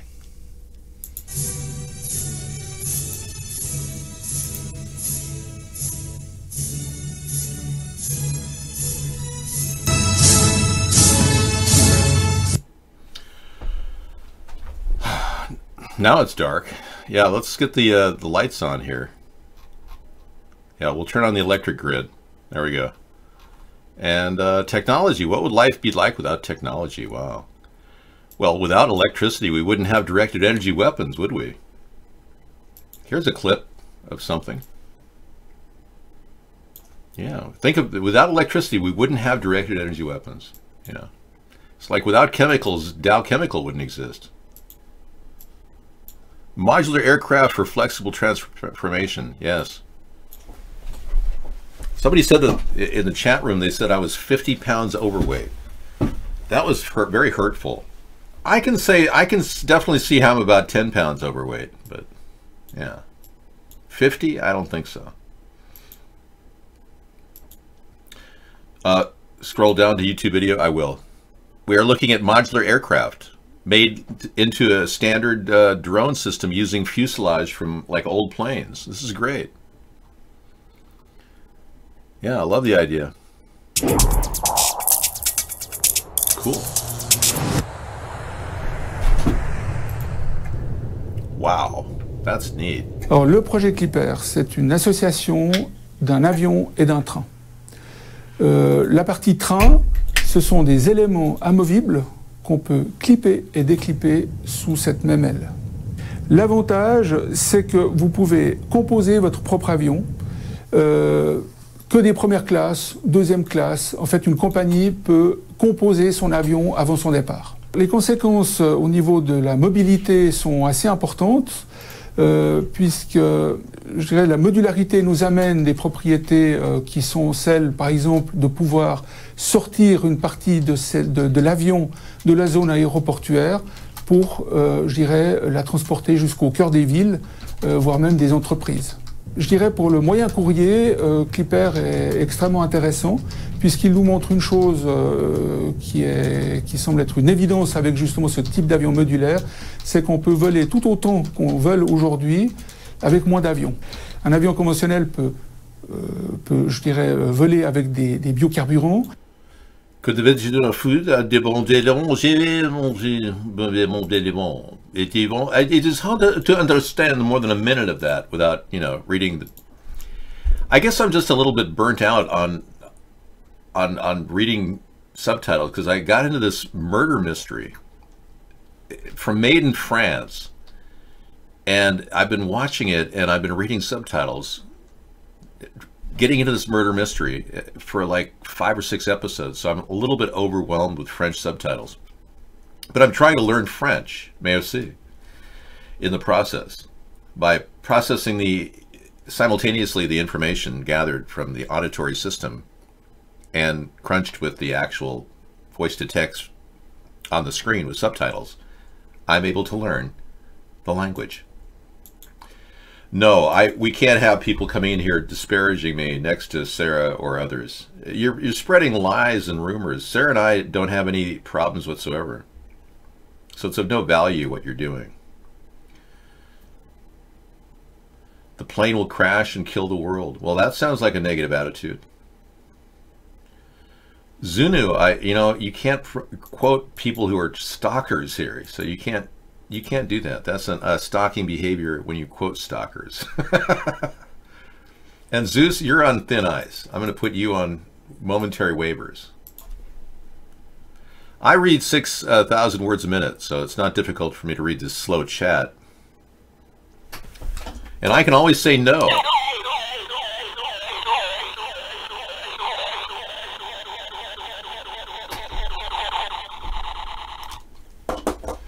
I can get you back and take you back. Get back, Papa Jack. Okay, so back to Trump and Putin and the amazing Kimmy and how they orchestrated this amazing meet and greet, which amounted to nothing. Nothing. Poor little Kimmy. He wasn't very happy. He lost 900,000 bottles of vodka. Poor guy must be pissed off. It is. You didn't ask me what my retention was, nor did you ask me what my comprehension level was. At 6,000 words per minute, I'm kicking in at about I'd say 10 to 20% comprehension. Technically, you could read 1,000 books in a few seconds if you have zero comprehension. Technically. I don't think you need to be way out of your league. Your idea to have a landing pad and fold the wings before driving to parking spots is fantastic. I encourage you. You know, you'd get it. You know, you could come to Western Washington and go to the program up in Bellingham. They would be able to help you fulfill your dream. There's an alternative driving school in Bellingham at Western Washington that focuses on alternative energy vehicles. It'd be fantastic for you to do that. And applying robotics, they'd love it. That'd be fantastic. It wouldn't be that hard to get into Western Washington either. I was thinking of getting into that program, just, you know, rematriculating into college and just going over there and learning auto design. But then I thought, how could I do a show from the dorm? It's like, hey, dude, what's going on, dude? Oh, yeah, like, I'm like a 60-year-old dorm guy, you know? You have no idea what you're dealing with me. Yeah, you trolls who come in here, you have no comprehension of what you're up against. I can spit you guys out for lunch. I'm untrollable. I've been doing this for so long that you can't even get close to me. I'm like towering above you, and you peck away with your little toothpick remarks. It's funny. I'm more successful at this point than Richard Nixon was. My fellow Americans, I am not a crook, and neither is David Sponheim. I'm very sorry I killed 100,000 Cambodians. It wasn't my fault. It was Henry Kissinger's. Yeah, you got nothing on me, buddy. May see. Leaked memo. Fox Propaganda Network changing its mind on if something is good based on who's in power. Would you, as president, meet with the leaders of a country like North Korea? Obama extraordinarily said, I'd meet with him. Senator Obama made his intentions crystal clear on the campaign trail. I will meet not just with our friends, but with our enemies. President Obama likes talking to dictators. He would meet with some of these madmen without any preconditions. You know, I'm going to reach out to these crazy people around the world and try to get things done. Yeah. I think that's a mistake. Obama is bowing and scraping before dictators. What is Team Obama doing establishing formal contacts with these people? A remarkable turnaround in relations between two historic adversaries. The commander-in-chief's leadership is now leading to a major foreign policy breakthrough. Another stunning Donald Trump breakthrough. President Trump scoring a big win. It's time to celebrate a great victory when it happens. President Trump proves the experts wrong. Oh my God, look at the propaganda crap coming out of, yeah, you got propaganda from CNN and Anderson, Propaganderson Pooper, and you got the Fox News mindless belief that everything is just great and dandy with Donald and he's helping America. It's sick, I tell you. Oh my gosh. I'm hearing the door open. This is a momentous event, folks. This is like fantastic. Sarah's coming home from her trip. Wow. She's home. Wow. Amazing. Awesome. She's home. Rest up. Have dinner. Enjoy.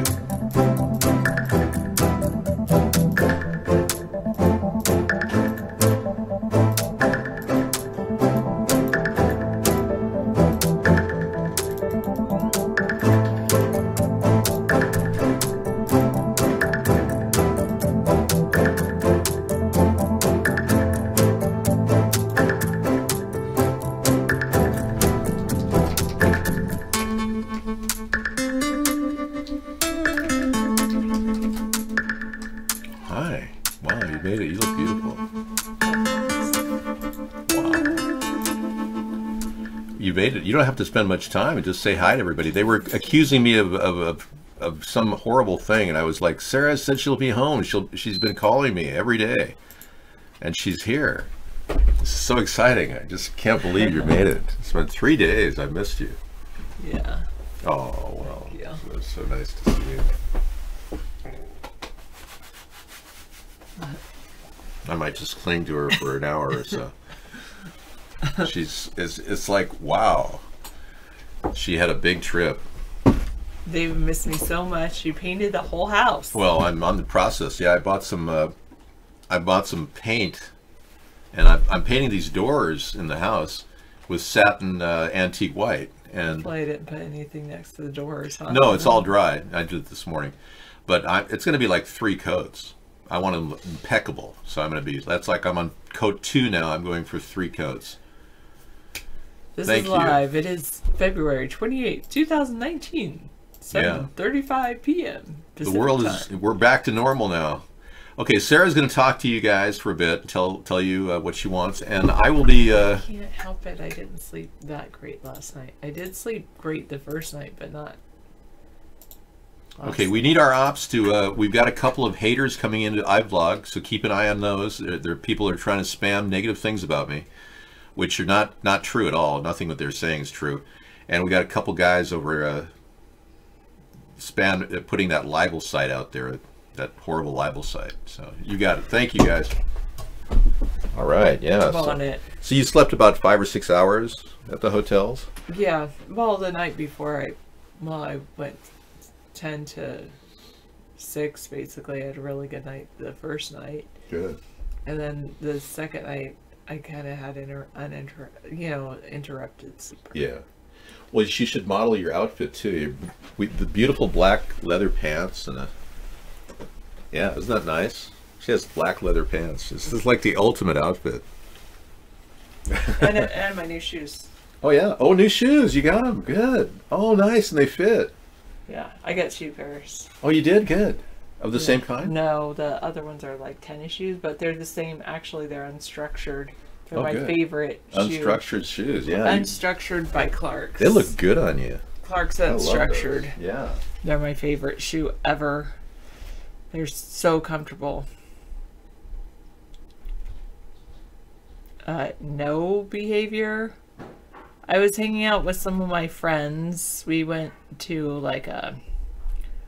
we went and partied on, I went and had one day in like the pool, and that was fun. And then, and we went out to dinner, and it's just a big friends day out. Yeah, a little getaway, sometimes I need a little me time. And then a little casino, a little bit of everything. Thanks. Yet starting tomorrow, it won't be my birthday month anymore. So I had to get it in before my birthday, and celebrating my master's being finished, and then starting to think about what I'm doing next. I have lots of ideas. Man, I'm going to be busy changing the world.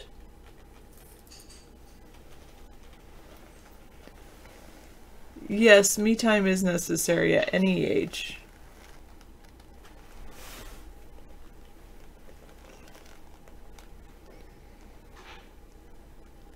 I don't smoke Rumboba.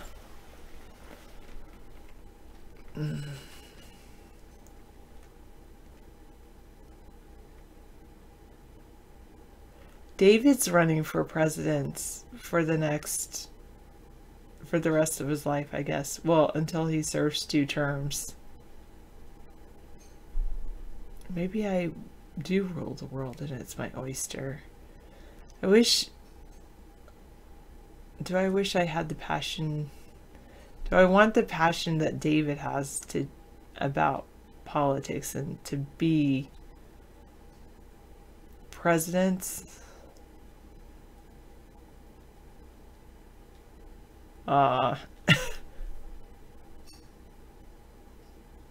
Yes, David has been trying for 11 years, and he'll continue to work toward that for as many years as it takes.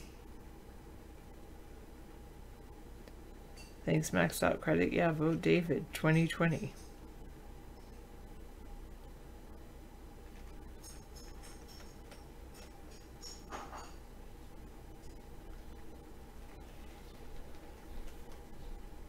Yes, David is very excited to participate in the 2020 election. No, David doesn't need to try a smaller office position first. I guess I am a little young. Sometimes I feel old, but I'm still pretty young. Maybe I'm in my prime years. I mean, it's pretty amazing what I accomplished when I was 40. When I turned 40, I got so much done. You have no idea. So maybe one day I'll be president.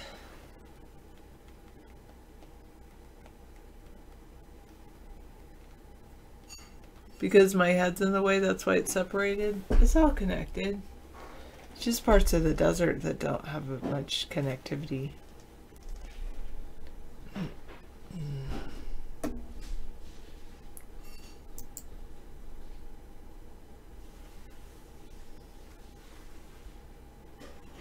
Hi, Jean Night Cloud. I like your name. Kind of reminds me of CRISPR, though.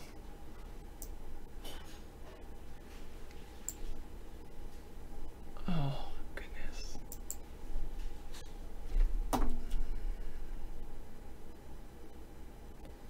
True. There's tons of lights on the East Coast, and there's dark spots on the West. That's true. Xanthropy was saying about the... Let me see, maybe I can put a little emoji. There we go.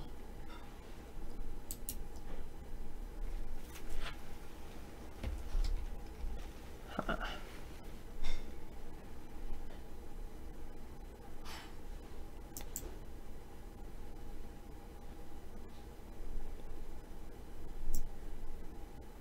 Wait, what is this?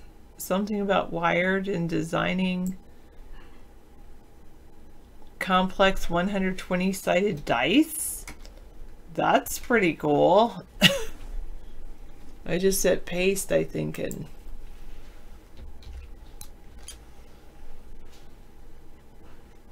thanks, Moran. Did I miss my cat? Yes, I did. The mind-boggling challenge of designing 120-sided dice. It's not an original idea, said mathematician Henry Siegerman. More notably than its price is its mathematical improbability. What is the world's largest sided dice?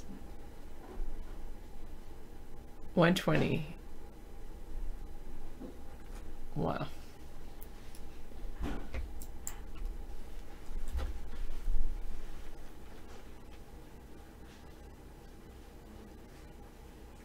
Oh, the second part. Well, you know what's funny? I actually was thinking about Sam Vaknin's interview where I was, because we were talking about, someone was starting talking about how the internet, how it being based on popularity, that popular does not equate to truth, and that because of the way the ranking system is on the internet, that it will be more difficult for new ideas to compete in the compete for attention and funding and things like that. I think I don't think I have a head cold. I think I had a head cold, and maybe it is still hanging on a little bit, especially in cold air. Thanks, True Blue.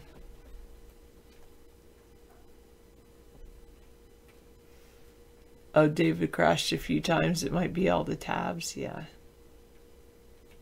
Does Sam Vaknin talk about narcissist? I don't know. He's not my buddy, Mo. Are you talking to Magoo? Maybe he's his buddy.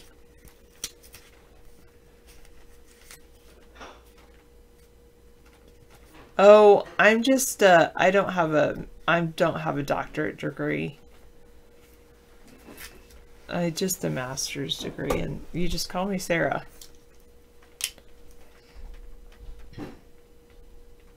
Yes, he does talk about narcissist. Real narcissistic personality disorder is when you can't maintain relationships with anyone because you're so self-absorbed. Ooh. Yes, just a master's. Yes, today's social media, people think having a lot of likes is a success.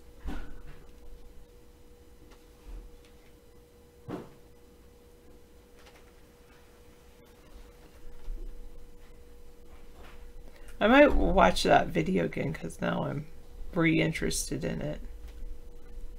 How can we create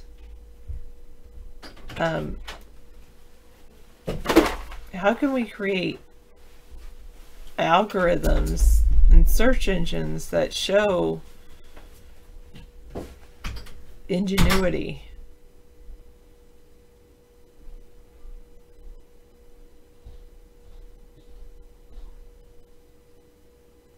Okay. What was the first part called again? Definitely not going to watch it tonight. Tonight I have more things I need to do.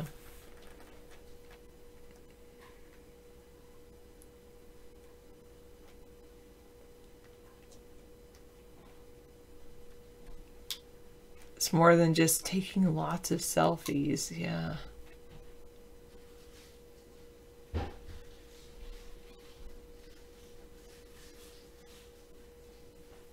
Sam Vaknin toxicity. Okay.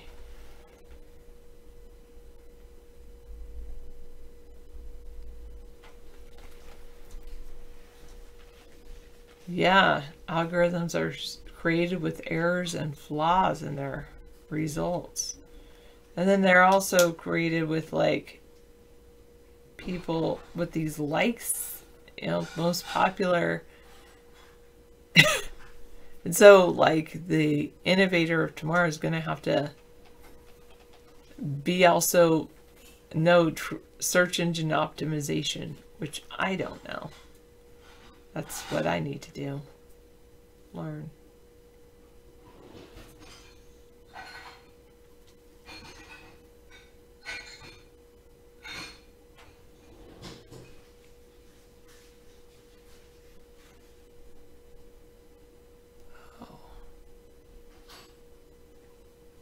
Yeah, good point, maxed out credit.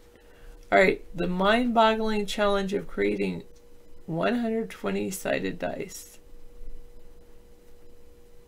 Wow. The biggest problem with 120-sided dice is not its size or its weight or its price. It's no one knows what to do with it. It's so expensive and there's no real use for it. I'll take your 120-sided dice, thank you. I can say, here, roll a dice. Now I'll roll the other dice and subtract them.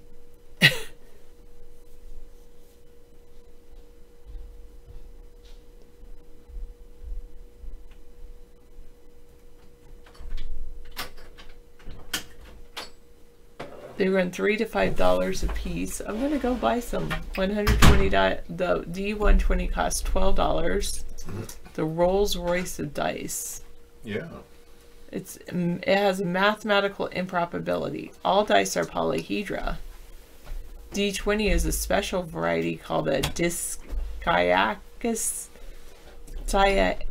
contrahedron.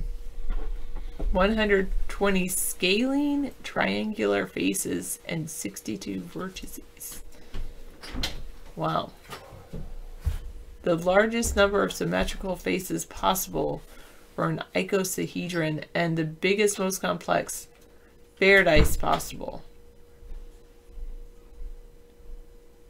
Oh, it's to be considered fair, a dice must be equally likely to land on any of its sides when you roll it.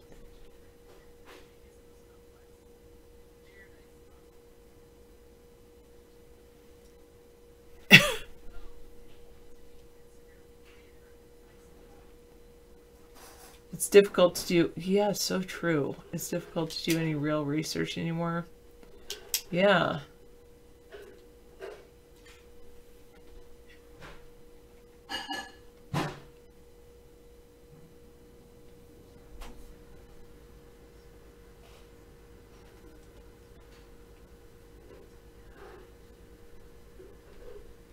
Wow.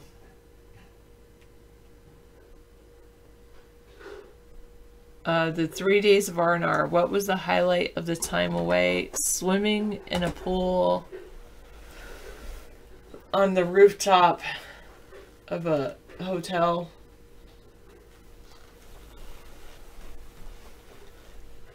That was probably the highlight, the most relaxing time.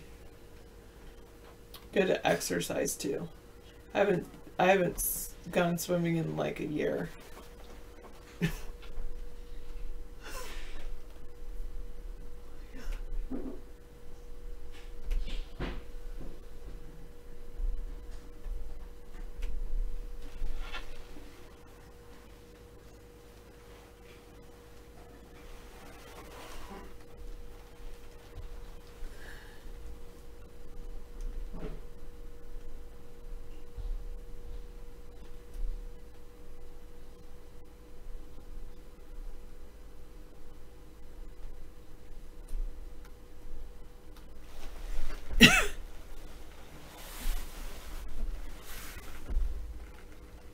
Yes, all the alternative privacy-friendly search engines are actually getting their results from the major search engines, and the major search engines, there's a flaw in the design.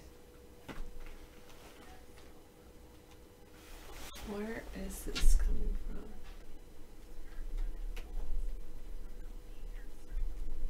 Good. The weather was probably in the 40s. It wasn't too cold where I was anyway. I was mostly indoors.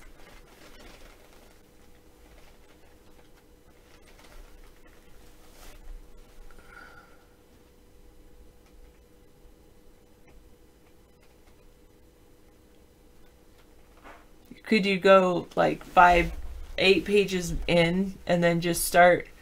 Could you automatically start, you know how they have like pages and pages and pages if you type something in? Maybe you could go in and after the automatically default to like page number 10.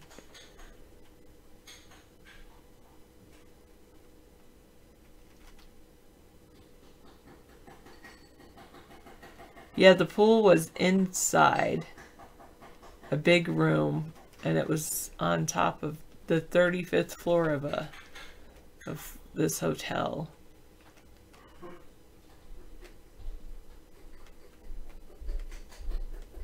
Yes, I do think I could debate with a law school trained lawyer like Hillary Clinton.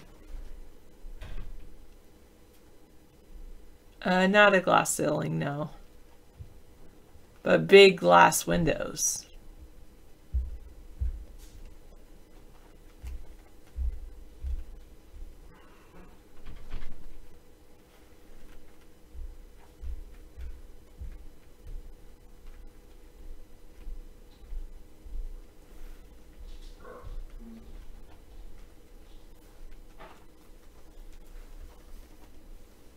Yes, the sun can shine through, but I actually went swimming at night. I'm starting to think I want one too. Yes. Ooh, that's a good one. Like they have to solve clues.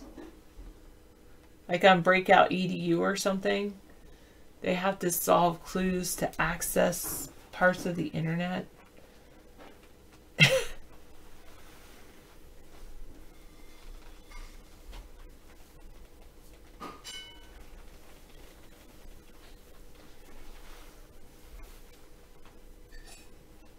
I have a lot of confidence, though.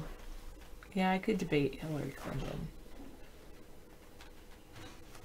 I'm sure there's certain things she knows that I don't know, but one of the things that I have is I'm young and I'll find out more.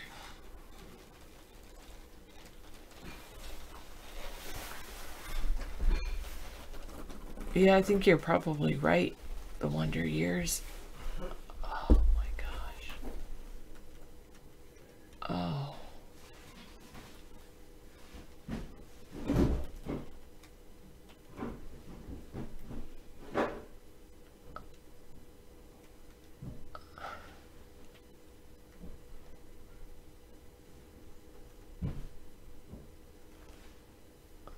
Now they're talking about some other, like our governor or our previous governor possibly running for president. All these mainstream candidates just definitely irksome. I could do a better job campaigning.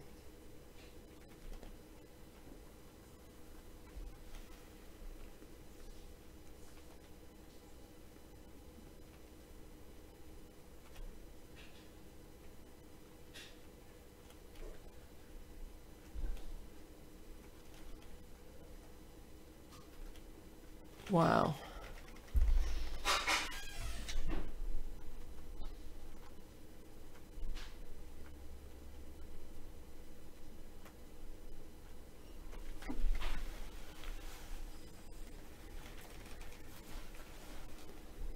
The 120-sided dice. I want to watch this. This looks really good.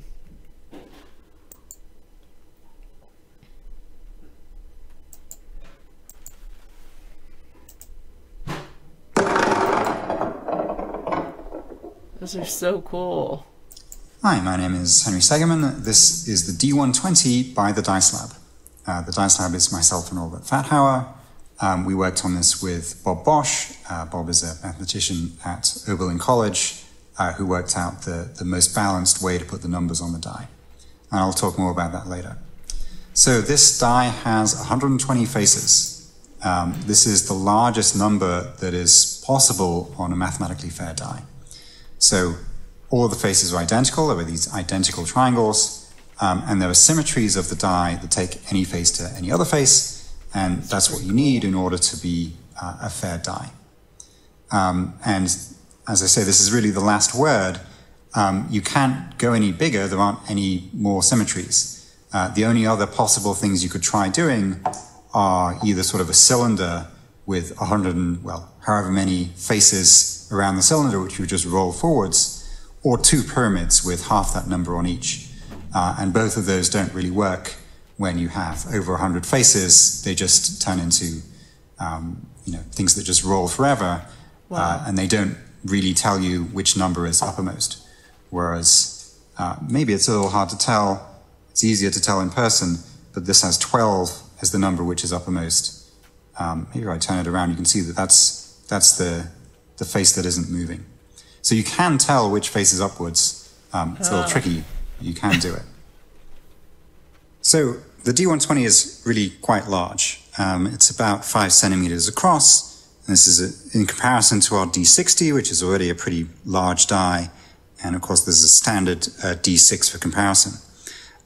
It doesn't roll forever, though. We were a little worried about 60. This. It would just keep rolling and rolling and rolling and never stop. 160. So obviously the D6 stops first, but you saw that the D60 actually rolled on for quite a little longer than the D120. So let's try it again and see what happens.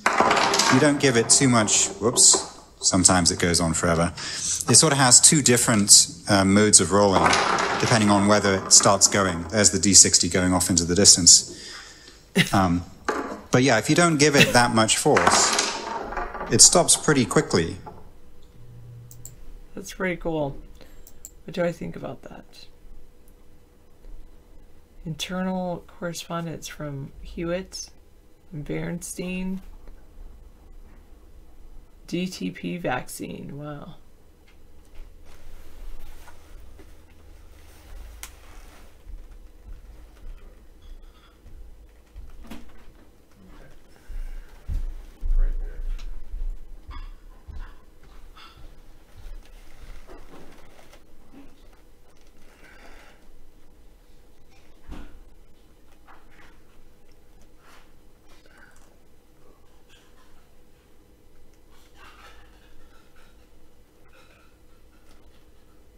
What is this about? What is that about, Misanthropy? Is that about like vaccines or something?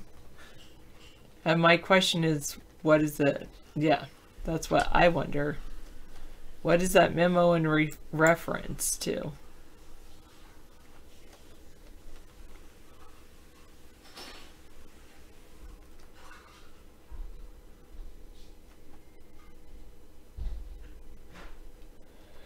Yes, Charlie, you're right. The problem is the system is fixed, so the people seem to be the only ones that have a chance of getting elected.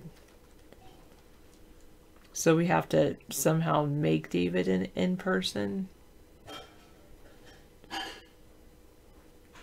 And David is kind of an iconoclast, so that's difficult to help him become a different than that.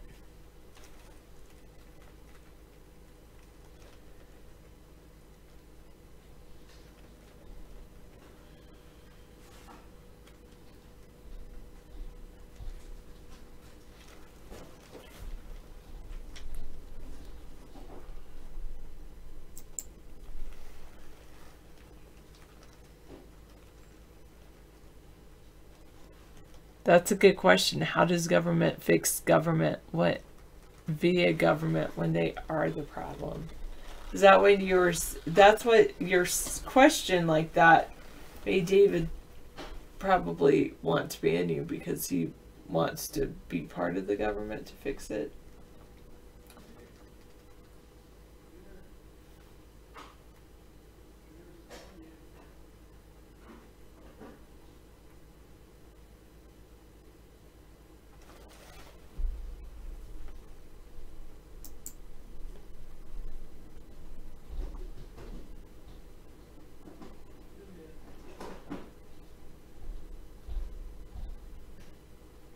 Wow.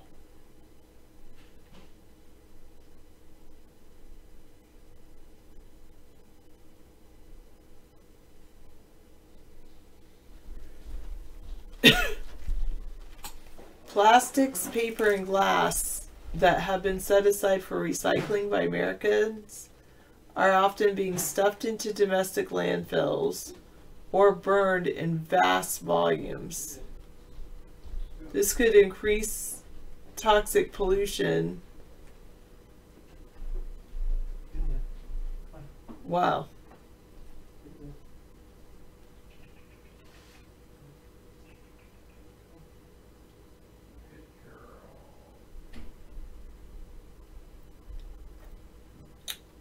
Thank you, Lucha.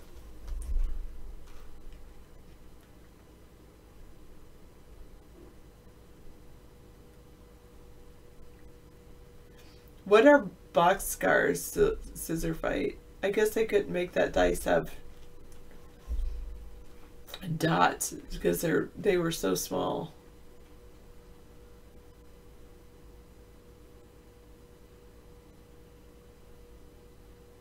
Yes, David's feeding Amber right now.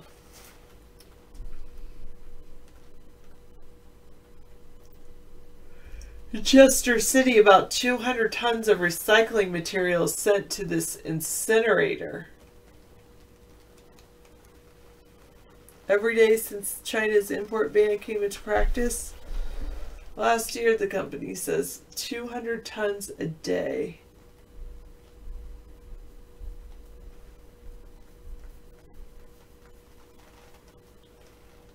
People want to do the right thing and recycle, but if it's not actually being recycled, then that's a problem.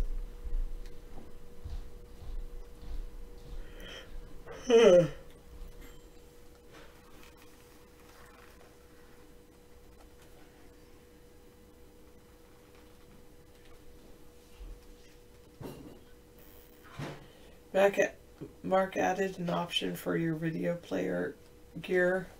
Oh, click source for highest in 360p for lower video. That's for watchers, right? True Blue. Okay. All right, you're all set. I gave you some chicken salad if you want to finish that. Okay. Or the dinner that I made, whatever. Okay. Enjoy. Thank you. You're done. Wow. Okay. Thanks for giving me that break. I fed the cat too. I get her cat food, and Sarah needs to relax and just lay down, and she's been driving all day. Hey, Snake Eyes is 2-1s, yeah. And boxcars is 2-2s or something? Huh? What's boxcars, 2-2s? What's boxcars, teachers? What? Never mind. I was talking about the icosahedron dice. Yes, I was too. Yeah. 120 sides. I spotted the icosahedron right away. I studied icosahedrons. It happens to be the exact same form of a virus known as the herpes simplex. Also, the mosaic tobacco virus is a icosahedron. A lot of the most impenetrable things on Earth are icosahedrons. David, you forgot to talk about this. Okay.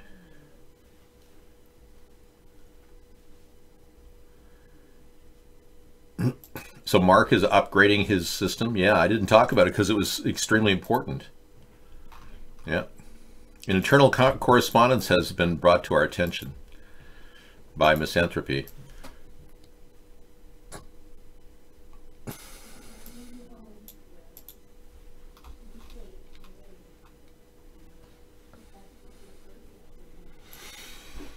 Wow. Okay, recycling. I got that story to go. Okay, let's take a look at this. This is from Larry Hewitt. I don't know. It's a leaked memo that says, let's distribute vaccine lots across multiple states so people won't notice when a bad batch causes SIDS. An internal leaked memo from this corrupt agency called the CDC. You know, the most glaring problem with our government is the fact that we don't monitor corruption. Nobody ever prosecutes these people. I mean, you heard about the Pentagon with 1,400 files of pedophilia and not one prosecution. You probably heard about that in 2014. Well, it has never been prosecuted. They had 1,400 cases of child pornography on the files that found on Pentagon computers, and they never even prosecuted one person. But look at this from the CDC, or from Larry Hewlett, rather. After reporting the SID cases in Tennessee, we discussed the merits of limiting distribution of a large number of vials from a single lot to a single state, county, or city health department, and obtained agreement from the senior management staff to proceed with such a plan. This subject has been discussed with Charlie Young, and the following guidelines were developed by FSRD. I would appreciate your comments concerning the procedure and advisability of formalizing these guidelines. Yeah, distributing them so that nobody can be caught with a bad strain causing SIDS. Unbelievable. Thank you. Is that adequate? Have I covered it enough? We're so powerless against the CDC. All we can do is hope they're not going to inoculate us, you know? Good seeing Sarah, too. I missed her closing your tabs the last 3 days. I know. Well, she has so much to do. It was about vaccines, yeah. Now, we got new technology on the horizon, Tesla. The Model 3 has been getting some bad reviews, but Tesla announces $35,000 Model 3 is closing its stores to pay for it. 220 miles of range and cloth seats for the cheapest ever Tesla. Okay, on Thursday afternoon, Tesla announced that it's finally ready to start selling the cheapest versions of its Model 3 electric vehicle for $35 grand. Before any federal or local tax incentives, you can now order a rear-wheel drive Model 3 standard range. And this car can get black paint and the as-yet unseen standard interior, which is going to be cloth, which means manual, not power-assisted, seat and steering adjustment, cloth trim, and stripped-down audio system. And I think he's going to have that open area where you can have your pedals. You can actually push the car with your feet, like Fred Flintstone. Remember that? That was the funniest thing. Fred Flintstone had an open area where you could actually pedal with his feet. Yabba dabba doo! Hey, Bonnie. Hey, G Fred. What are you doing? Though I lost, was supposed to make the delinquent payment on the TV set. I don't dare tell Wilma. Yeah, Barney has to repossess Fred's television set. That's one of the most tragic cases of the Flintstones in my history, and many of you have never even heard of the Flintstones. It's phenomenal. Yes, I am listening to you. Gatehouse 128. Roger. What's your Tlenier? Breaker. Your line is opened up. I pulled aside. Hold on. Wilma. Fred, I'm going to go see about that job right away, and thanks a lot for help. Okay, so Fred's having technology concerns when his TV is taken away. It's repossessed, so we'll feature that tonight in our technology show. I thought the Flintstones were much more enlightening, but you got to admit the Simpsons had political humor and propaganda, which the Flintstones didn't have. I mean, there's no propaganda in Dino the Dinosaur. 2019 Hyundai Kona EV still has the 7,500 tax credit. Just came to the USA.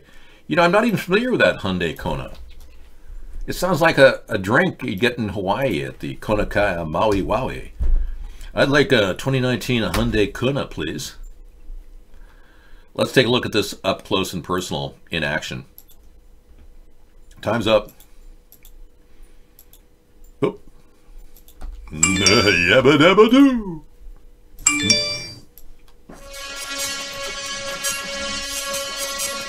Introducing the Hyundai Kona.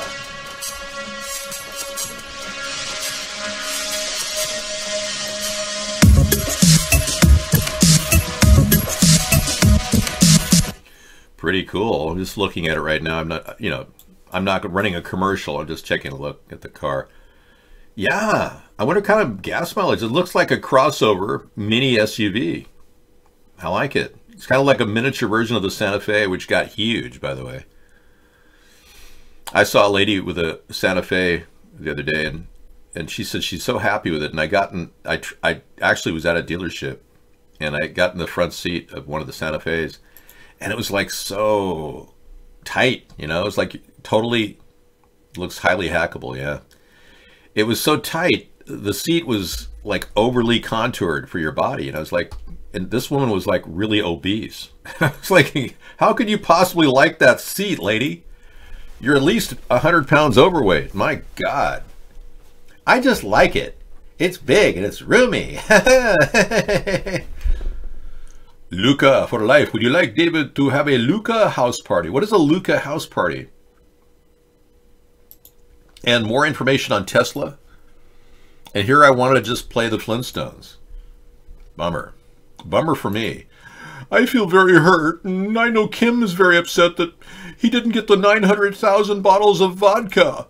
I know.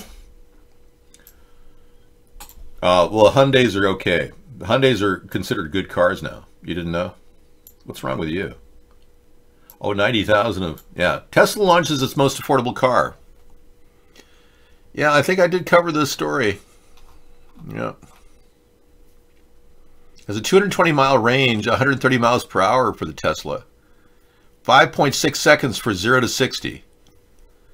That's not bad, you know?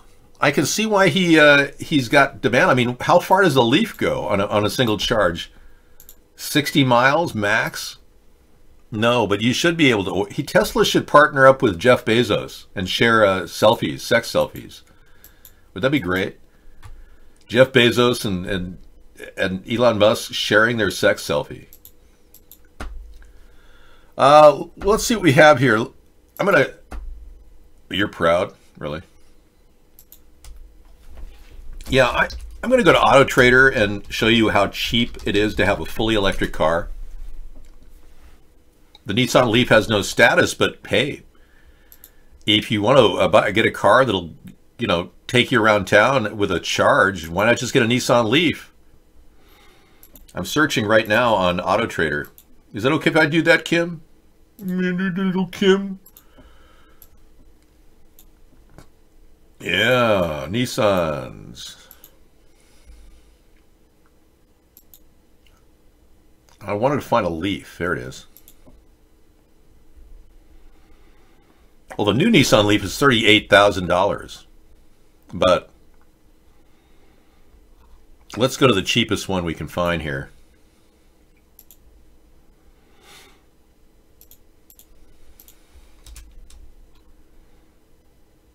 $12,950 for a 2016. Whoa, a 2011 for $5,900. It's only got 60,000 miles on it. So for only $5,900, $5,910, you can have this used 2011 Nissan Leaf SL. This is a heck of a car, everybody. You're looking at a fantastic commuter, and I highly recommend it. Yes, look at that. That's a pretty decent looking car. I like the way it's designed. Zero emission. You're looking at one hell of an amazing deal for $5,910. It's a Nissan Leaf. It was revolutionary when it came out in this is one of the earlier ones, 2011. Look at that. That's decent. So don't get sucked into a $35,000 Tesla Model 3 when you can get a Nissan Leaf for only $5,910. Revolutionary is quite a dramatic word for that. Well, whatever. It certainly has some nice lines. I actually like it better than the Model 3.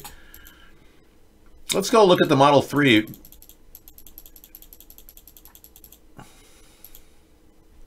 Take a look at this and compare it to the Model 3, okay? I know this is what you wanted to talk about technology today. I kicked 927 because of a mistakenly... It was that one that kicked him. And these ops are the top-notch ops. We're trying to get our room troll-free.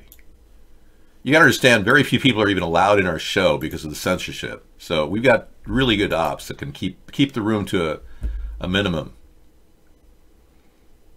Yeah, it's a used Nissan Leaf. Yeah, I know the new ones are the same price as a Model 3, but I'm talking about a used Nissan Leaf for $5,900 here. It's a nice looking car, yeah. Now let's look at the Model 3, okay? Tesla Model 3 coming up. Beep. Aren't you glad that I'm human? Otherwise, you'd have a boring robot to entertain you every day. Now, you're looking at a very nice little package with that Nissan Leaf. This Model 3 will be out the door, but it'll have 200 miles of range. So if you're going around like long distances, you won't want to get the Nissan Leaf. But who wouldn't get range anxiety? Would you take a car like a Tesla on a long trip? I wouldn't. That's the flaw in the all-electric vehicles. Now, I'll take this little puppy for $5,900 versus this for $35,000. Thank you. Yes. And it can go.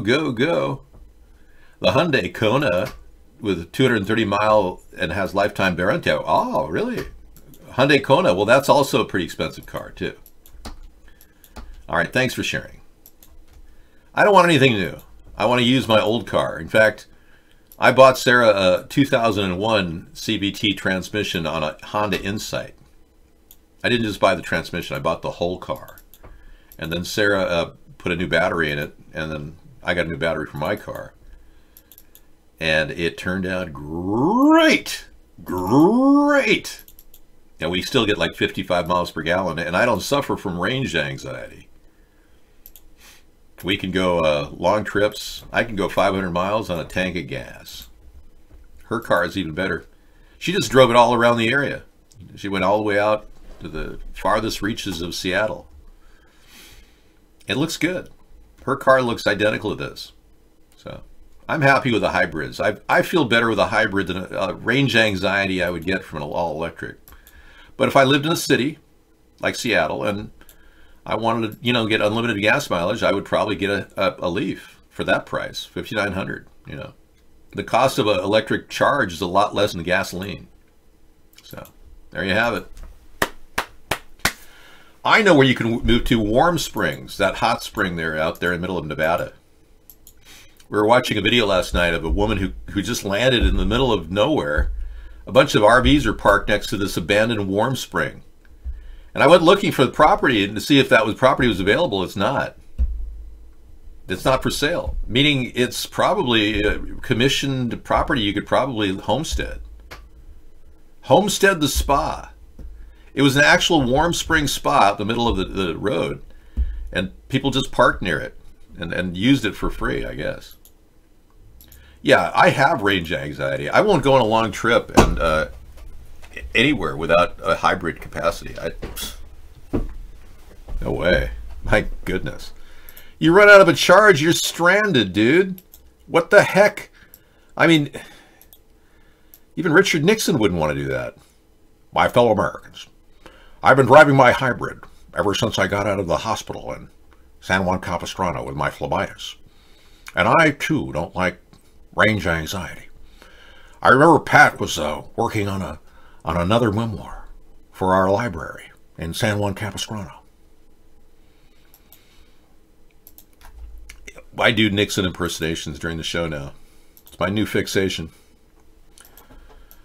Well, I just can't believe that Trump didn't accomplish anything with Kim Jong-un, other than maybe a reach around and, I don't know, glad handing. I'm not sure what the hell they did together. And I'm wondering why he believes Kim Jong-un when he said that he didn't kill or hurt Warmbauer. You know, Otto Warmbauer's death was a tragedy beyond compare. I mean, you look at the family there suffering, and Trump takes Kim Jong-un's position at his word. Yet Trump will not acknowledge our U.S. intelligence community when they said that Russia controlled our election and fixed it for him to win. How convenient of him not to acknowledge that.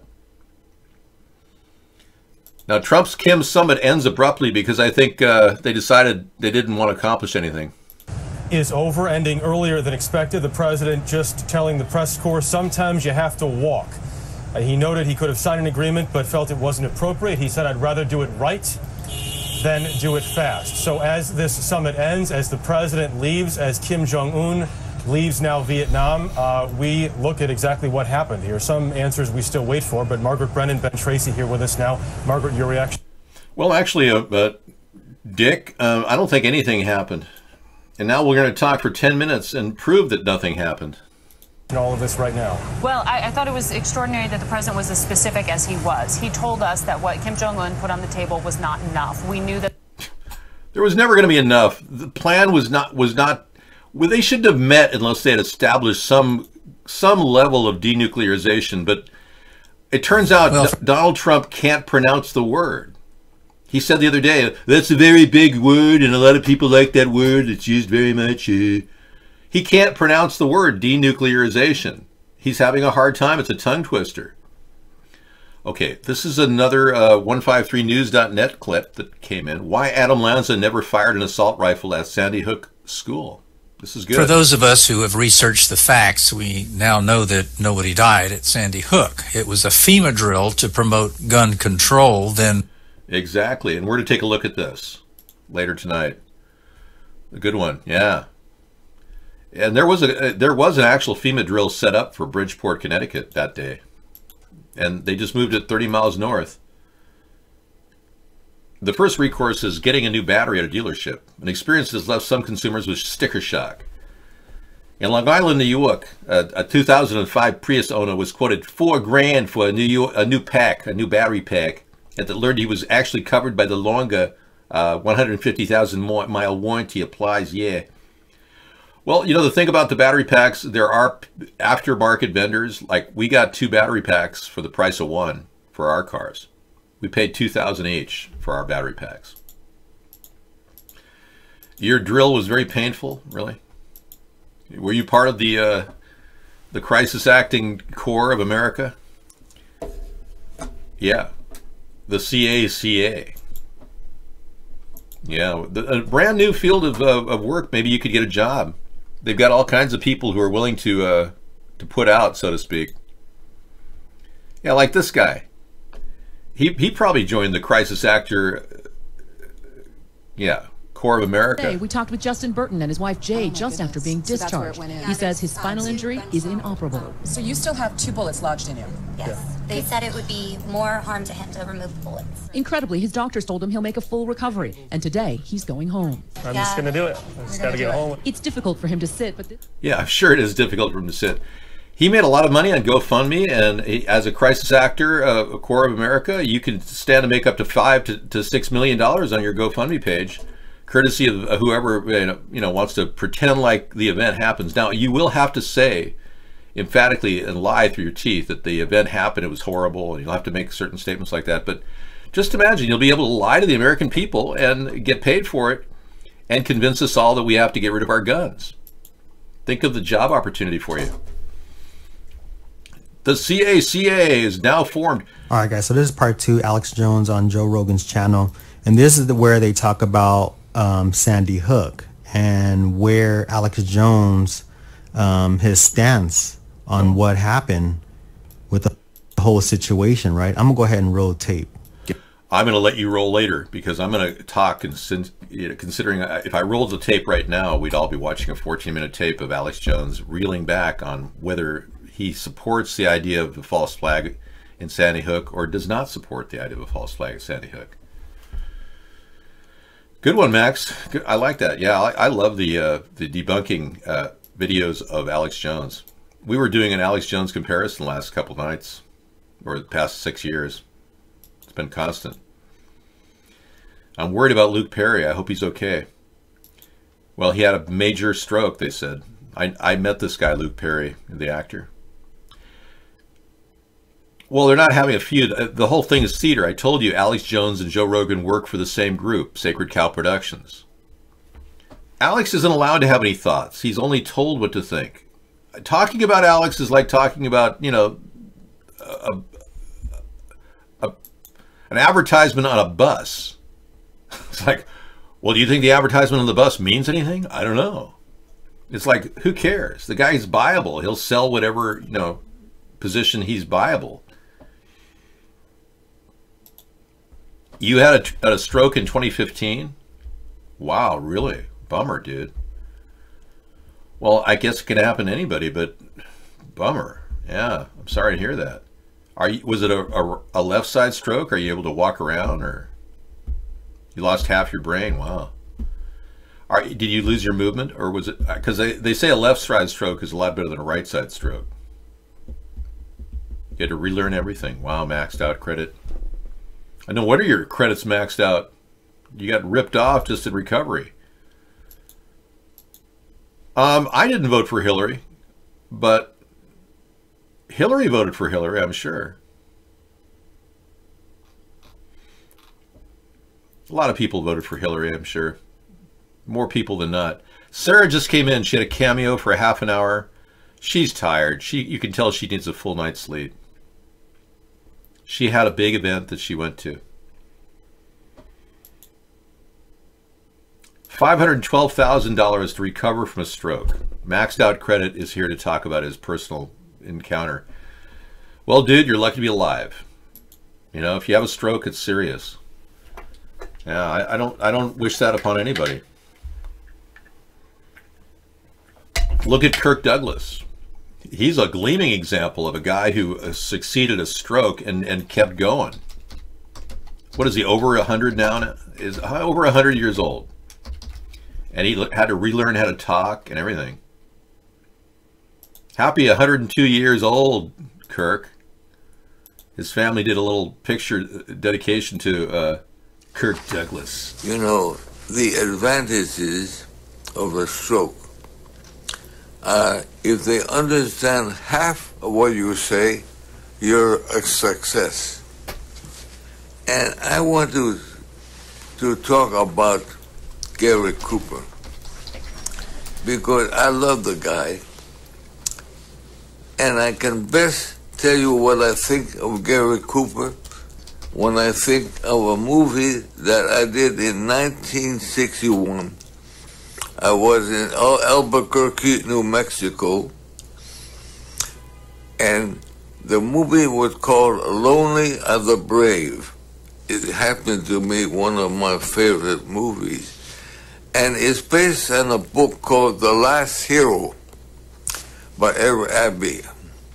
So when I had to do the movie, I was almost forced to write a letter to Gary Cooper.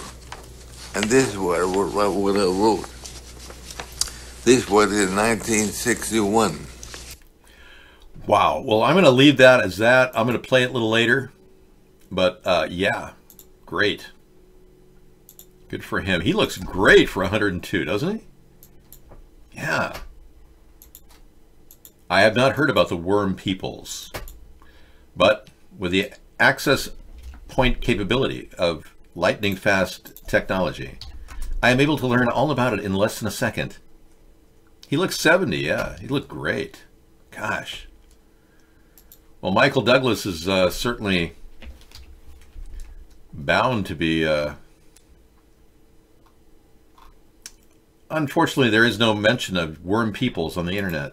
Maybe you could explain what worm peoples are, Love Kirk.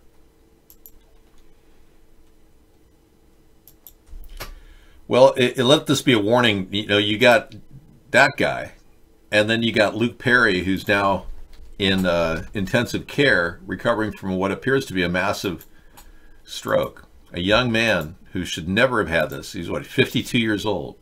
So young. Yet stressful. Life can be pretty hard, you know. And here Clint is over twice as the age, almost twice the age of Luke Perry. And Luke Perry just sedated. He's after a massive stroke, is waiting for news on his whereabouts. So he may have to go the route of Kirk Douglas. Poor guy's got age, you know, etched on his face. I think he's had a pretty rough life. Last time I met Luke Perry, he looked so youthful. I mean, he could have been James Dean. When I knew Luke Perry in 1983, I think it was, he was just a you know, an up-and-coming actor, just ready to start on the show 90210. Yeah, this is the guy that I met. They touted it. He was called like the new James Dean when he came on the scene. Yeah, but now, you know, he's now a guy who's had a stroke. Bummer. He was a teen heartthrob, yeah, very much so. And unlike him, I never had the good looks that he had, so I had to struggle with my ugly face.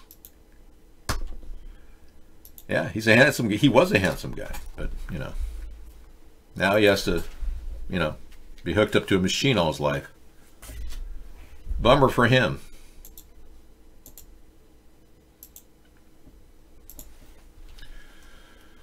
Okay, I gotta get rid of some pictures.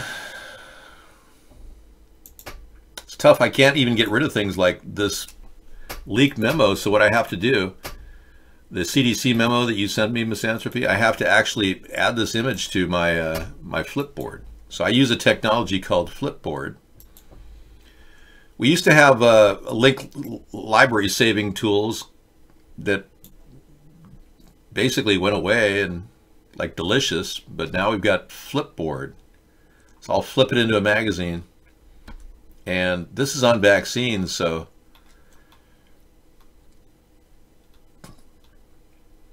I guess I'll put it in environment, yeah,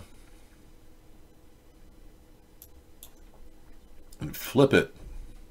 It goes into my environment magazine.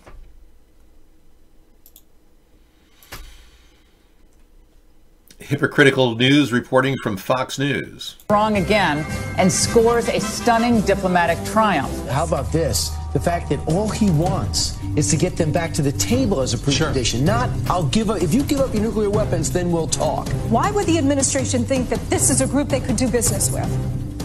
You know, I have no idea. Those who hate us will always hate. They don't know why Trump went to see Kim Jong-un. Trump didn't go with any plan. This is how mindless Trump's administration is. They didn't have a plan to get Kim Jong-un to relinquish nuclear weapons.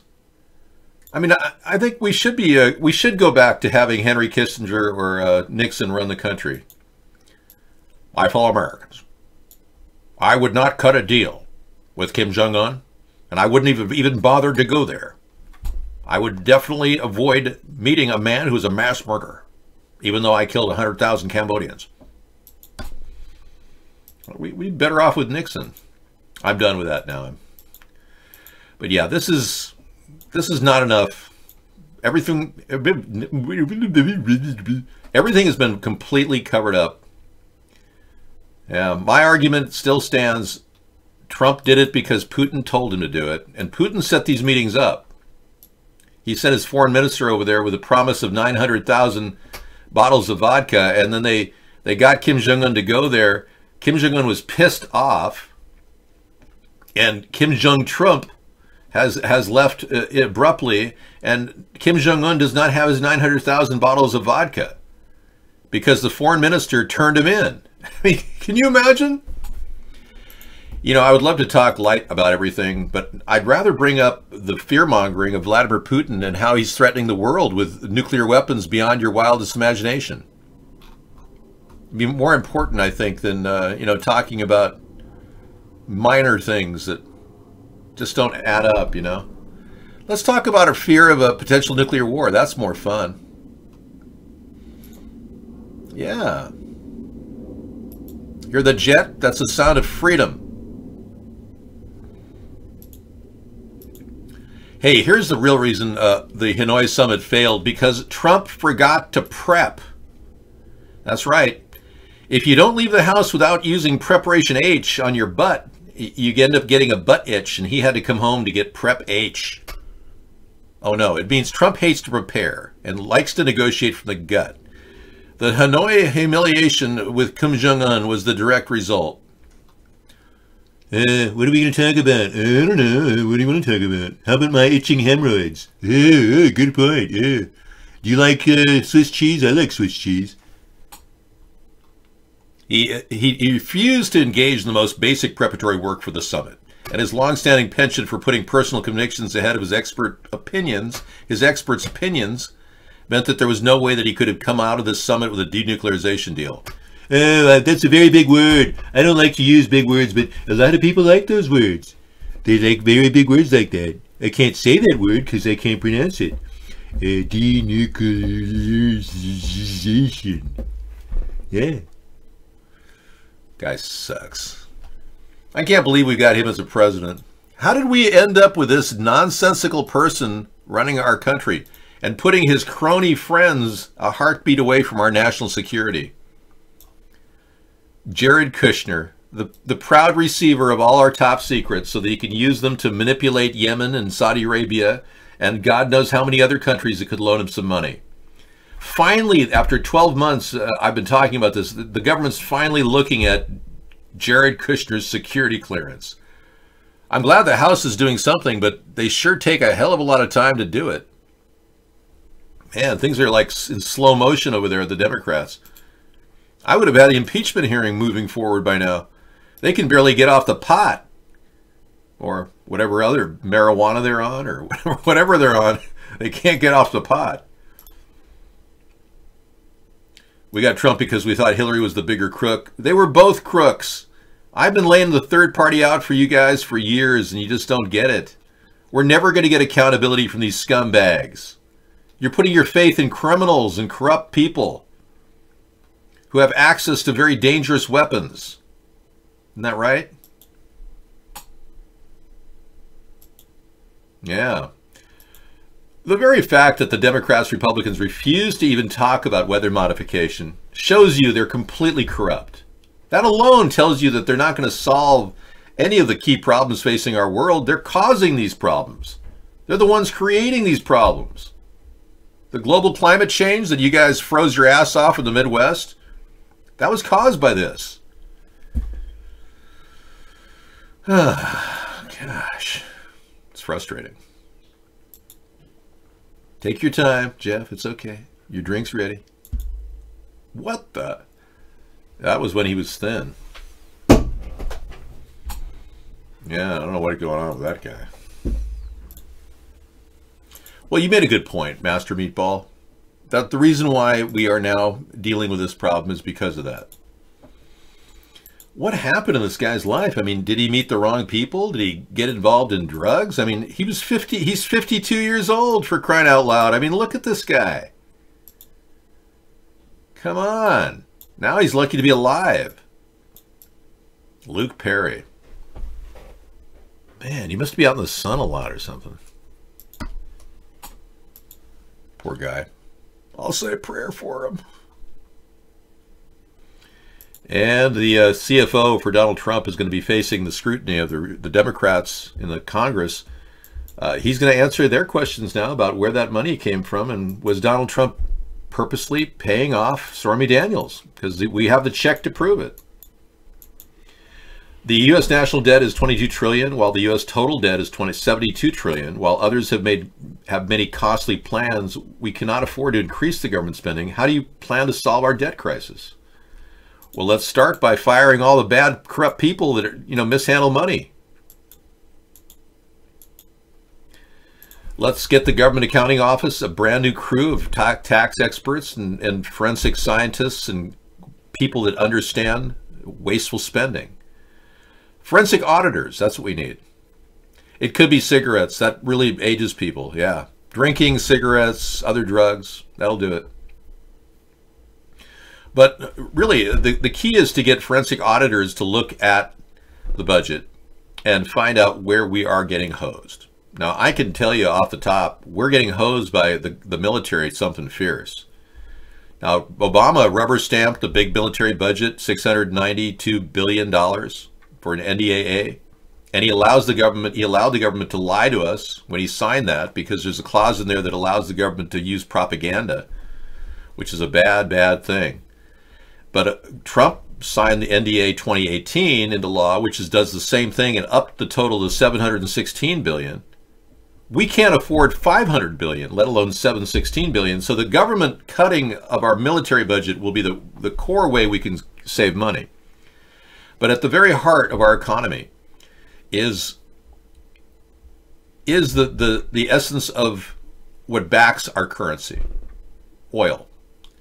And because we've got such a good relationship with Saudi Arabia and other countries that provide oil, I'll be working to bolster that ability to keep our dollar strong, and also, being it's the world currency, maintain investment potential for other countries to come into our country and invest. So I'm proposing a flat tax on income above $50,000 of 10%.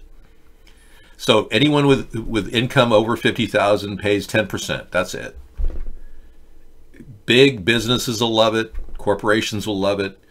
Investors from other countries will love it. Americans will love it, because you won't pay taxes if you make less than $50,000. It's going to be a big bonanza for America. It'll be a new vista of opportunity for this country. Investment capital will be pouring in, and that will bolster our value as a world currency, and will also help maintain production levels in areas that will stimulate the economy. Now, we talked about my windmill idea tonight. That concept is just one of the many ideas we have. We also have a plan to create a solar rooftop industry, that the government will produce rooftop industry, rooftop solar panels. The idea of a solar rooftop and the idea of fixing up houses will become the central basis for job growth in the country. I anticipate about 1 million jobs out of this program, both of these programs combined. But unlike Bernie Sanders, I can't promise you, what did he promise, 72 million jobs? The guy talks through his butt. He can't even come up with one idea.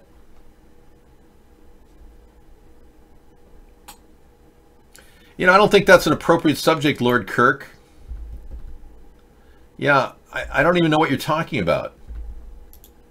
You're putting worms in people's eyes? I mean, are you psychotic? Are you having a mental breakdown? Because you may have all the symptoms of a psychotic break right now. Ask your doctor. Just call them up and say, "Hey, dude, am I going crazy?" Oh. So one of the other ways that we can stimulate the economy is to build an infrastructure bank parallel to the Federal Reserve. And this concept would draw capital from the core of the Treasury using the discount window of 2%. We'd be able to pass that loan on to you, and you'd be able to get a 2% loan to start a business if you're a U.S. citizen. But the only contingency is you have to hire people at $15 an hour. This sidesteps the minimum wage laws that are constantly in controversy between the Democrats and Republicans. I agree with the Democrats. We should have a $15 an hour minimum wage. But no Republican is going to sign off for this. So I'm effectively able to sidestep the conflicts the Democrats and Republicans have with this new idea. We just have to fund it. Our retail sector, it needs a lot of help. And here's a video by Never Lose Truth. We're going to bring in the show tonight. Hi, everybody. February 28, 2019. You know, going through my YouTube feed, which I hardly do anymore, I wouldn't even known that this is taking place out in California. And, you know, years ago, so many people on YouTube were on it, posting on what was happening with the weather warfare. And I don't see that anymore. I don't know if it's just my YouTube feed or... It's all of them. Every one of them. If you put weather warfare or chemtrails in your title, you'll get kicked off the internet. YouTube wants no one to talk about what's happening above us. She's one of them, the people brave enough to talk about it on her site, and she's already been kicked off. She used to have another website before Never Lose Truth. It was Kafka Winston World. That's right. That's a good one. Thanks, Scissor Fight. Yeah, we have to get manufacturing jobs in America have to return, and we can't do it by outsourcing. So Trump doesn't have any new ideas like these wind power solutions, these solar rooftop solutions, the housing solution that I have here. He doesn't have any ideas like this. So we're not growing at all. In fact, he's wasting our time. This entire Russian investigation, he calls a wasted, you know, a Russian hoax. It's all fake news. It's actually on him. Trump is alienating NATO. Bonham. Trump is turning a blind side to NATO. He needs to endorse NATO and get negative on the UN. But Trump is a New World Order puppet, so he's not going to turn on the UN. He's basically going to suck up to him. It was pathetic how he kissed their ass when he went there last time. They laughed at him. They literally laughed at him at the UN, and he was like being nice to them. And he was like, I would have walked out of that session and said, stick it.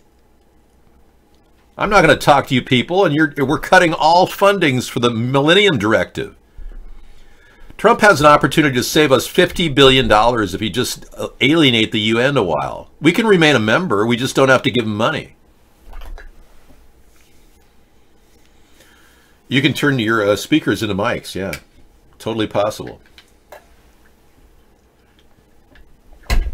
Your headset can be turned into a microphone. Yes, I attempted to do it here, but I broke the connection. So I had to use E6000 to fix it. Hello. Am I talking to anyone? Hello. Have you ever tried E6000? It's one of the best things out there for gluing something. If I could give you a tip right now that'll save your ass in the event you break something, this product is got to be the most durable thing I've ever seen. Its technology, I think 3M makes it, I'm not sure. But E6000 is permanent craft adhesive. And you can use it on airplanes. It's that successful. Yeah. Wow. It's available at Walmart for like $4. Check it out. Really a good product. I mean, if you ever want to fix anything, it's transparent, so it doesn't, you know, form a mark. We've got more video coming from Mike Decker down in Wyoming. Yeah. Let's listen to his assessment. 48 seconds of pure chemtrails. That's over New Jersey. Oh, I'm sorry. This is Russ. Russ Redfern. He's not Mike Decker. This is over New Jersey. 3 big uns. Wow. 3 big chemtrails, yeah. Be careful, not walk around this snow. Wow. See what they're doing here. Rain, New Jersey. Outdoor, yeah. Never any days off with this stuff. Rainy day sun. There's one going through there. Through the tree. Okay, I'll play that tonight. Coming out. Thanks, Hydroglow. The sun's right there. Actually, a lot of that is flare. Oh yeah, look at that. Wow. It's poison. All right. Nail him. That is amazing. Isn't it amazing? I do not know what that is. Wow. You know? Wow. I will add it to my chemtrail section for posterity. Well, Americans have good ideas, but we don't have investment capital. And our government never did realize that we have to invest in our people.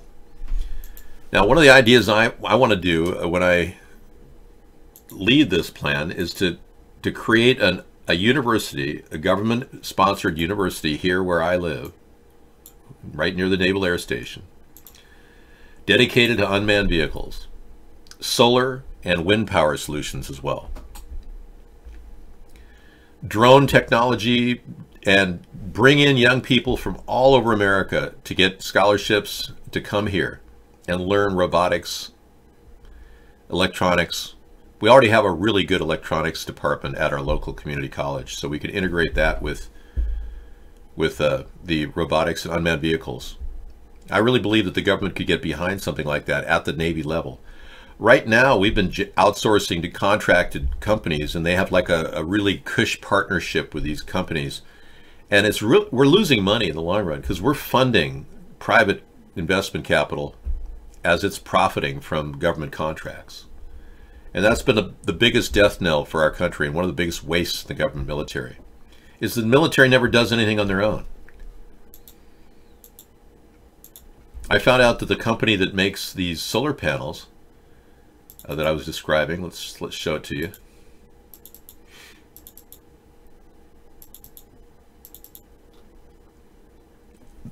Actually constructs these for the Army Corps of Engineers. So it's a company that provides these.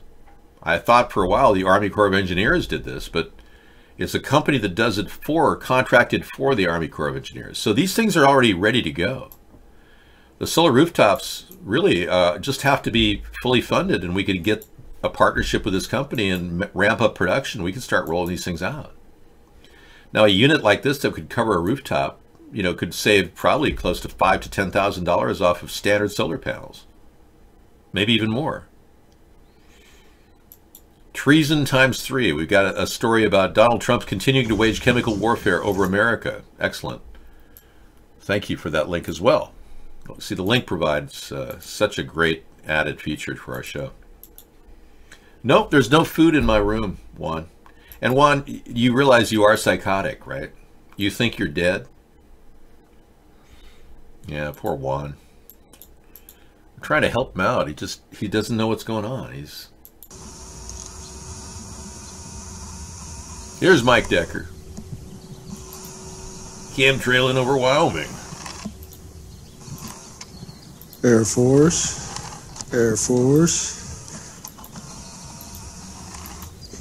Air Force. I don't have my tripod, not a good place to shoot these bastards. Look at these traders spraying. He does a lot of photographic stuff on the fly. That's good. Traders spraying, exactly. All right, we'll play that tonight as well. Traitors amongst us.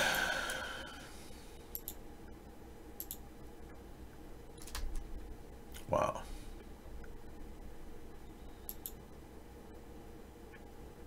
You know, this might be the night to play this amazing video we have on, ooh.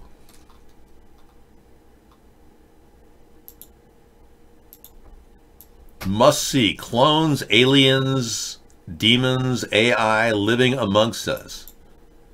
100% proof. Yeah, this is definitely tonight's show. A 1 hour and 41 minute movie about clones, demons, and fallen angels. Why not? And AI. Why, if I had a brain, I could while away the hours. A Wizard of Oz show, right. The good old days. Hey, this story came in earlier. Let's talk about it. Since China's ban, recycling in the U.S. has gone up in flames. Now, they won't even accept more than number 1 and number 2 peat at my local recycler now. Oh, good night. Sleep well with your half brain maxed. Maxed out credit is literally lucky to be alive with his stroke that he had. Well, hang in there, Max. Rest up. Look at Kirk Douglas. He lived to be 102, man. There's hope for anybody who's had a stroke. He looked great, too. I think it gave him a younger life. A younger look. But look at the accumulation of garbage because Donald Trump decided to have a trade war with China. Oh, we could easily win a trade war with China. Sure. This story was originally published by The Guardian, as reproduced here as part of the Climate Desk collaboration. Conscientious citizens of Philadelphia continue to put their pizza boxes, plastic bottles, yogurt containers, other items into recycling bins. But in the past 3 months, half of these recyclables have been loaded onto trucks, taken to a bulking incineration facility, and burned. It's a situation being replicated across the U.S. as cities struggle to adapt to a recent ban by China on the import of items intended for reuse. So we're burning them in the air. The air pollution's increasing. They're burning all these recyclables. We need to learn how to process our own recyclables anyway, Ghost said. You're right, man. That's exactly right. And we should stop producing plastic bags or make them biodegradable with some sort of cornstarch in them. Yeah, we get this all the time. This person acts like I'm undisciplined. You know what's really interesting? I have done more shows than any human being on Earth, consistently without taking one single break. And this person has the audacity to claim I'm undisciplined. It's unbelievable. Nobody on Earth has done what I have done over the 10 years that I've done this. And I was telling people earlier in the pre-show, if you try to do a show like this, you'll burn out in 2 or 3 hours. Most people do. I've gone 30,000 hours, and I'm still kicking. You fell off your scooter when you were young, off a small bridge and hurt the front of your head, but you turned out okay. You're lucky not to drown as there wasn't much water in the lake. Wow, you are lucky, Lord Kirk. Sounds like you're not having a psychotic break. You're trying to adjust to reality. You're like many people who have a hard time adjusting to reality. Hydroglow said a very true statement. Dave, what I find sad is that there are people in their 70s and 80s that have cancer and diabetes that have to still work to afford the meds. That's crazy. That's crazy. Exactly, it is. It's something that we're all going to be facing, too, because the meds are not getting any cheaper, and Donald Trump claimed he wanted to reduce pharmaceutical costs. He hasn't done anything. In fact, the guy he assigned to reducing pharmaceutical costs died in a very strange suiciding. Something's not right about what's happening in the world. Donald Trump can say anything he wants, but the New World Order knows that he's just blowing off steam. He's not going to accomplish anything. He doesn't know how. Trump doesn't understand the mechanisms at play here. He doesn't know who to fire. He's firing all the wrong people. Look at the people he's fired already. H.R. McMaster, one of the most important national security defenses we had, was having him in the White House a year ago. He fired, well, technically General Mattis quit because he disagreed with his policies, but he pretty much pushed John Kelly out. John Kelly pulled it together.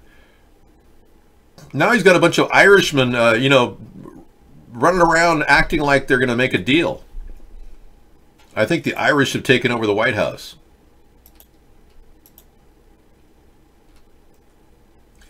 Real Man's Butcher says, Dave, I just want to thank you personally for inventing blackface. You are a genius. Thank you.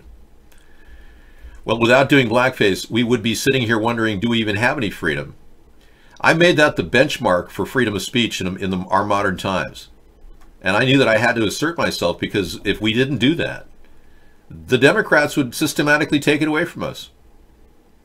No, blackface is not racist. Impersonating a black person in blackface is not racist.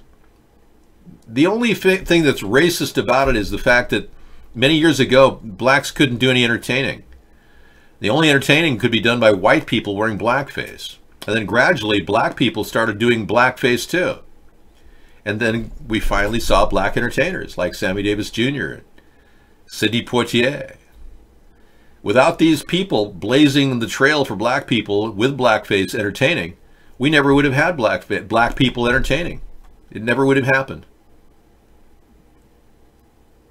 No, it's not mocking black people. In fact, imitation is the highest form of flattery. It's just as easily available for black people to mock white people or imitate white people. It doesn't matter. You can wear whiteface. Many people have done it before. Yeah, there's no law against it.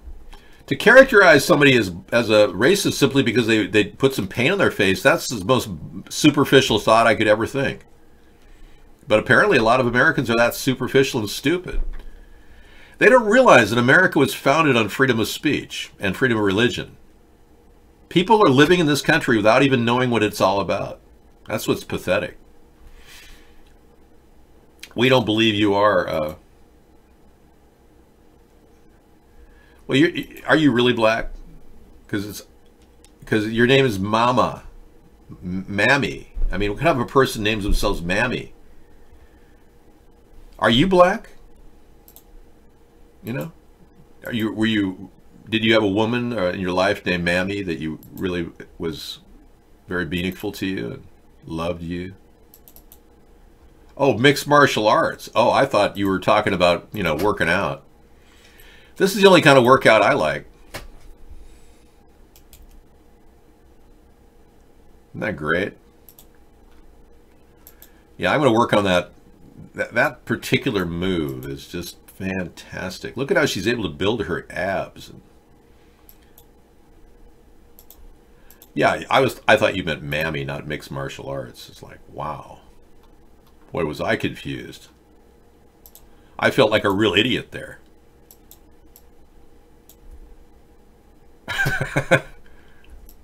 Yeah. I was kind of freaking out. Okay, well, right now I'm more worried about, you know, not offending everyone. I'm trying to offend everyone if I can, so that I don't appear prejudiced. How can I equally offend everybody here? Make fun of your humanity? Why don't I make fun of your humanness? I think William Shatner had something to do with something. Yeah. His wife died next to a jacuzzi. In a jacuzzi. And they were drinking. And I've read the file, and I can tell you that if William Shatner was involved in the death of his wife, he certainly did a very good job of covering it up. I don't know. I just, you know, she was drinking. It could have easily happened if she fell in and drowned. It's not uncommon. It's not unusual to lose someone in a jacuzzi. Do-do-do-do-do-do. This is great. You know, I'm getting very good at doing these long shows. 3 days into this, and Sarah gave me a little respite tonight because she got back from her trip, and now hopefully she's sleeping.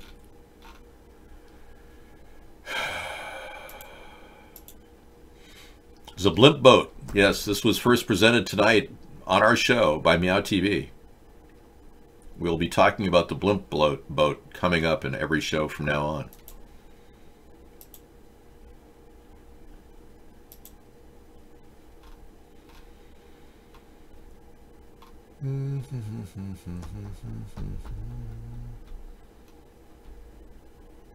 So Cory Booker, who's going to run for president in 2020, introduced a federal legalization bill. You know, my plan was, in 2008 was to legalize across the board, but you got to wonder what they're going to do in the bill. I am familiar with social Darwinism, yes. The concept of survival of the fittest was first introduced by Charles Darwin in his book, Origin of Species. But the inherent interpretation has changed over years. Yeah, so... North Carolina is certainly in play come 2020, and 2020 hopeful Kamala Harris on the... You know, I heard she slept her way to the top. That she literally slept her way to get the Attorney General job in California. That's what I... And did you hear her father totally rejected her as a pothead?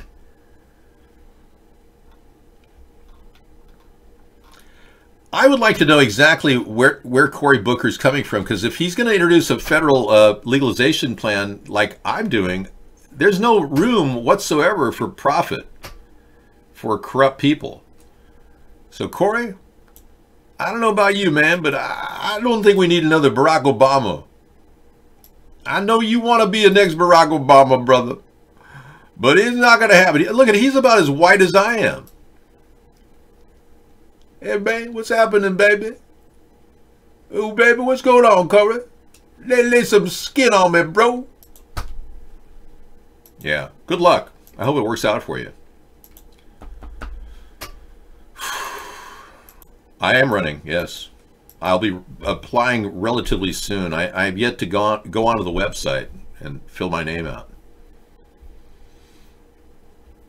Imitation crab is the highest form of MSG you can get on the market. I'm not going to be anybody's running mate. I'm running alone. I will be running with myself as a president and vice presidential candidate. We've tried it the other way, where we actually had candidates running with me, and it didn't work out. So I believe that by running with myself, I'll have a better chance of winning. I can control the message better, and frankly, I think I look better than anybody else who could be vice president and president. Charles Schumer's wife is beautiful. Iris Schumer, yeah. Except I'd like her to admit she's a dude. I really would. It would be important, it'd be a big step for Charles Schumer to admit he married a transsexual. I don't believe this is a woman.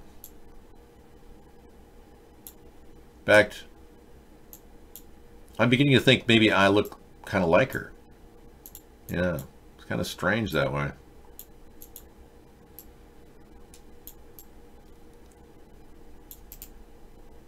She's kind of special. Oh, Charles. I just love the way you look tonight, Charles. Are you wearing that special cologne, Only a Man? I love that.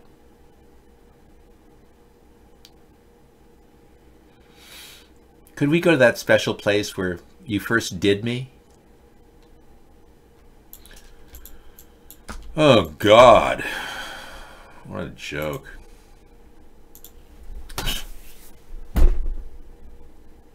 I don't think I could win. I know I could win. I just need 1 second of media time. And you people don't understand that. Dave the Patriot, MMA superstar. The SmackDown grab it. You've seen Trump and baby Trump and Putin and his handler. But you have not seen David Sponheim. You're ready to hit the Spononator. Making copies. Making copies. The Spononator. Doing what's necessary to win. Yes, clearly I have the potential. But many people have the potential too. It's very, very, very much a case of, well, you look like so many people, David. I'm not really sure exactly what's happening with your face. It's melting. Prepare for the presidential smackdown. 40,000 fire-breathing funny cars. Yeah, well, Trump has been telling lies, 5,000 lies. When are you Trump supporters going to give it up? He's wasting so many years of time having these Twitter fests, jacking off to the American media, that we're still wondering, is he going to do something? Because he can't even put up a stinking wall. Who's going to pay for the wall, Donald? It's David's idea. I don't know. Mexico's going to pay for the wall. What an idiot. Of course Mexico's not going to pay for the wall, you stupid moron. That's spot on Sponheim. That's right. Plus, you get a bag of all kinds of presidents when you get me. You get Ronald Reagan and his concern for jelly beans. You get a new world order. We're going to get rid of chemtrails. 1,000 points of light. You also get Jimmy Carter and the whole concept, the green concept. I definitely think that we could put solar panels up on the White House. I definitely think that it would help provide energy. You know that Ronald Reagan pulled the solar panels off the White House when he took over for Jimmy Carter? That sucked. Well, let's be clear. I'll even pretend to be Barack Obama sometimes, without the blackface. All right. It's a beautiful day in the neighborhood. So the Trump summit has ended abruptly and with not even crumpets of trumpets to say they had success. That this one reactor, Yongbyon, which is well known, was offered up by Kim Jong-un and said, you can have access to this site. The president said that's not enough. There's a second uranium processing plant we know about. There are other sites that U.S. intelligence has detected because North Korea's nuclear program continues. And you know, Donald Trump, it was more about just a meet and greet. It was really just a way to say that, you know, let's take our mind off the Russian investigation for a while because Trump needs another promo campaign so he looks good. That's the problem. You see, we've got the wrong guy as president. We do. Inherently have the wrong guy. And I'm not saying Bill Murray would be a better choice. And I'm not saying that we should, you know, embrace Mark Zuckerberg and his robotic ways. But we clearly have the wrong guy. We don't need a president who's rich. The problem is you're getting corrupt people as your president. And that's the inherent problem with the president. He is buyable. Now, I'm not buyable. I don't even base my show on money. I made a shrimp potato frittata today for $5. It was good. I only got 2 shrimp in my serving, but that's not bad, you know. Well, you can spread the word right here, Mammy. Yeah, we're tell your friends and family. I mean, we're doing the word of mouth thing because in America, not enough people know me, but around the world, I'm very well known. I get people talking to me all the time online saying, "Hey, man, we're watching you from Nicaragua, from our rabbit ear antennas."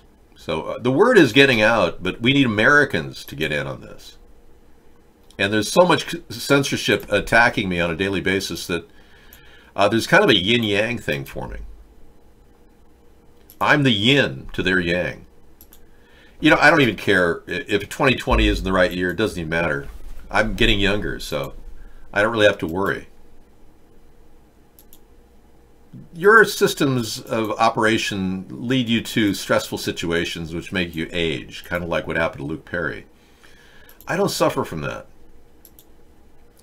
I don't seem to have the same level of stress that you have. Yeah.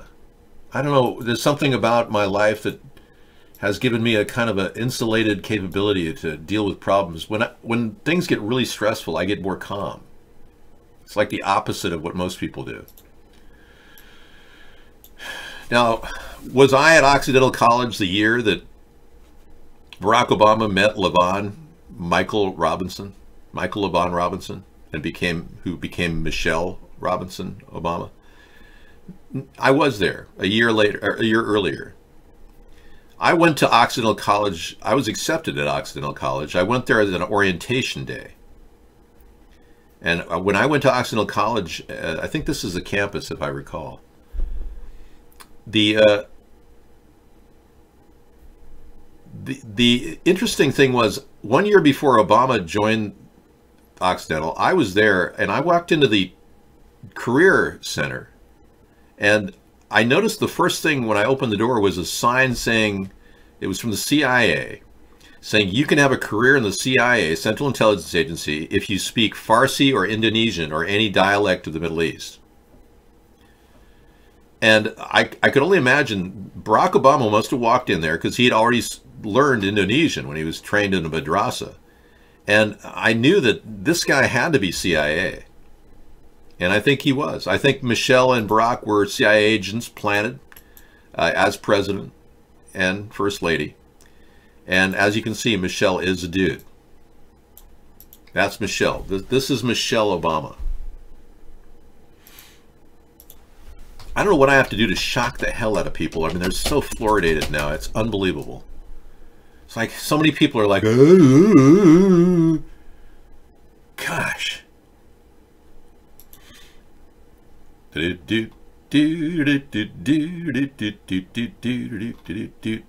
take a look at this face right here and compare it to the face in the picture. Kind of like the man in the mirror with Michael Jackson. This is the face in the picture.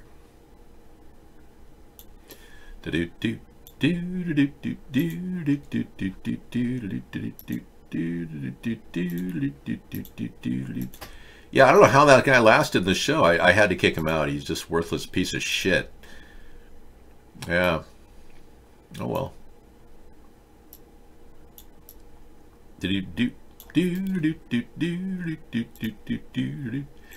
Doing facial reconstructive analysis of the picture of Michael LaVaughn Robinson, and we'll match it up with the picture of Michelle Obama.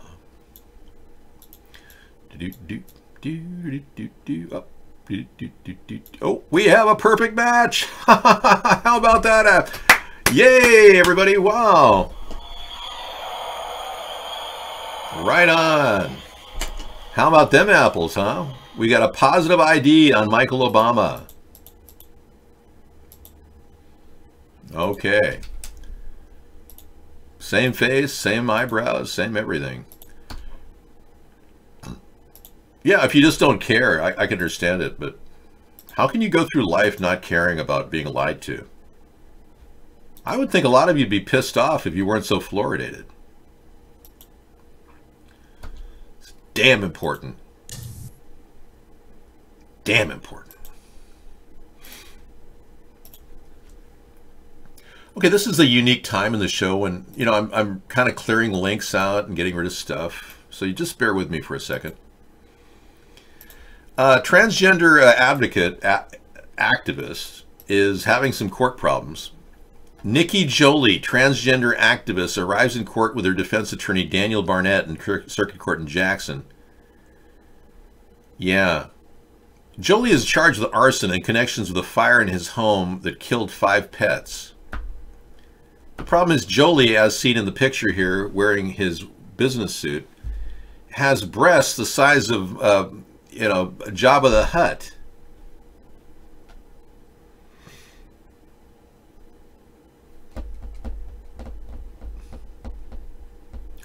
Well, are you still stuck on Michael Obama? Okay. Well, I was talking about Jolie right now. We're talking new transgender subject. Not a man turned woman, but rather a woman turned man. There he is. He appears in Circuit Court in Jackson, Michigan, in front of Judge John McBain. The authorities later determined the fire was intentionally set, but the person they arrested came as a shock to both supporters and opponents of the gay rights movement. It was the Citizen of the Year, Nikki Jolie. The Citizen of the Year. She is still, yeah, what, who cares? Next subject. And bulldozers are sitting idly, waiting for Donald Trump to make a decision about the border. Oh, let's take a look. All right, time now for the big talkers today, beginning with a battle brewing between... Drag queen Annie Christ reads books to kids at public library as drag queen story time spreads. Uh-oh. The attack of the transgenders, it's coming. Here we go. People associated with a local evangelist and fans of a local performer all over a library event this weekend. Yeah, the group is calling for the Lansdale Public Library to cancel a storytime hour featuring a very popular resident, or they plan to protest. The reason? That resident is drag queen Annie Christ. Miss Annie, as she will go by during the event, will read 2 books about... Wait a second, is this sacrilege or what? She calls herself Annie Christ. And this is getting full mainstream media attention, but I can't get a single promo story about America's Third Party. Can you believe this? Diversity and acceptance to children and parents on Saturday morning. Though the library says local support has been overwhelmingly positive, evangelist Steve Piotrowski started a petition to get the event canceled. The Harleysville man says Annie's name is a hateful attack on Christianity and claims the event is bringing, quote, perversion into the library with children. Annie maintains she's not... anti-religion and even attended Catholic school. Well, sure. I mean, who wouldn't want to attend Catholic school looking like that? I mean, guy, she's not in any way anti-religious, calling herself Antichrist. I mean, that's a very religious term. Yeah, giving your last name Christ, to walk in Christ as a transgender. What the heck is going on here? I know. I'm appalled. But, you know, we're living in a world where anything's possible. Thanks, Anita Carolyn Davis, for bringing that to our attention. We want to see more screwed up things than that. I mean, surely you can go get even weirder than that, but that's a good start. Thanks.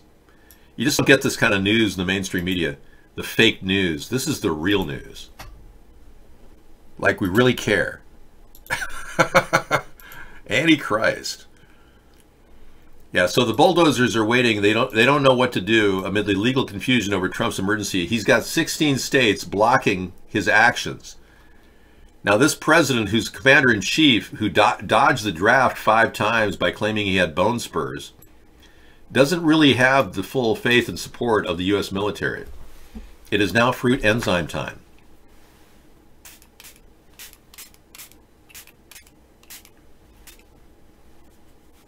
Thank you.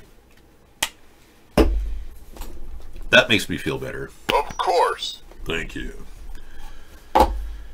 You see a lot of that bot spots on YouTube trending, I know. It's just BS. And as you know, since none of you donate, we can't really buy spots on YouTube. But that's okay. At least we have our little spot on the internet. Yeah, earlier this week, 2 contracts surveying a 150-foot fence, half-mile long stretch of land had been cleared of brush so crews could build the first new border barrier, but a large excavator nearby sat idle in the dirt. Now, Trump lied last week and said that we're building the fence right now. It's going very well. Everything's going very well. We're very, very pleased with all the work we're doing on the fence. He lied. He took footage from 6 months ago that was the building of a temporary fence and called that the fence building. This guy lies like a rug. I'm telling you, people. Don't believe a word he says. Okay, good news. Pakistan and India have not exchanged nuclear weapons. We're still waiting for any new developments in the situation in Kashmir between Pakistan and India. But they've had a long history of this tit for tat. Whenever they do something, they get revenge. Trump stole my ideas. Over 20 of them. I have proof of that. Well, let's be clear.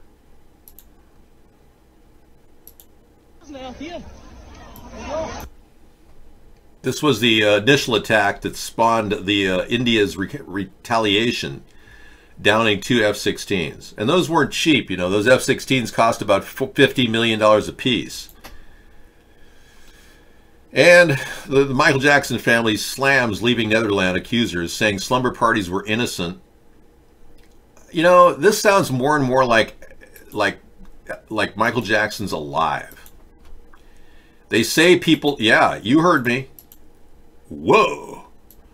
Whoa. Whoa. Yeah. Michael Jackson is alive, people. We have a video that we just got in showing Michael's most recent release and how he uses this little thing over his head to pretend like he's not dead. Now, why would Michael Jackson fake his death? Because people are calling him a pedophile? Hello? I mean, that alone tells you something. I like your MySpace as well. And I'm going to leave you a poem that I wrote a few months ago. I think you'd like it. It's called Behind the Mask. Don't judge a leaf by its color. Be at my side and call me brother. Never leave when I'm alone. Walk with me till I get home. Some people say they cannot figure what is normal, what is bigger. But what is normal? Is it a bird? A silent creature that can be heard?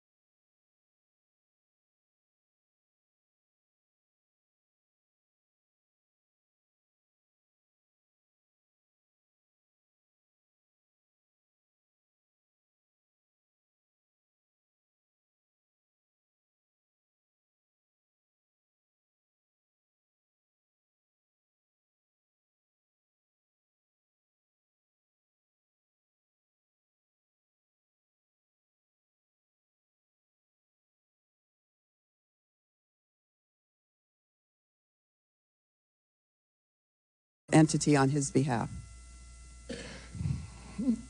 Quite a few times. 50 times? More. 100 times? More. Individual or entity on his behalf. Mr. Trump asked you to threaten an individual or entity on his behalf. Quite a few times. 50 times? More. 100 times? More. 200 times? More. 500 times? Probably. Over the 10 years. Over the 10 years, he asked you. And when you say threaten, I'm talking with litigation or an argument with intimidation, a nasty reporter that is writing an article. What do you know about? Let's go to your tapes. You said there's probably 100 tapes. Voice recordings. Voice recordings. And will you make them available to the committee? If you would really like them. Did Mr. Trump tape conversations? Don't you have to gavel that, sir? We would. Sorry. Mr. Trump, did Mr. Trump tape any conversations? Not that I'm aware of, no.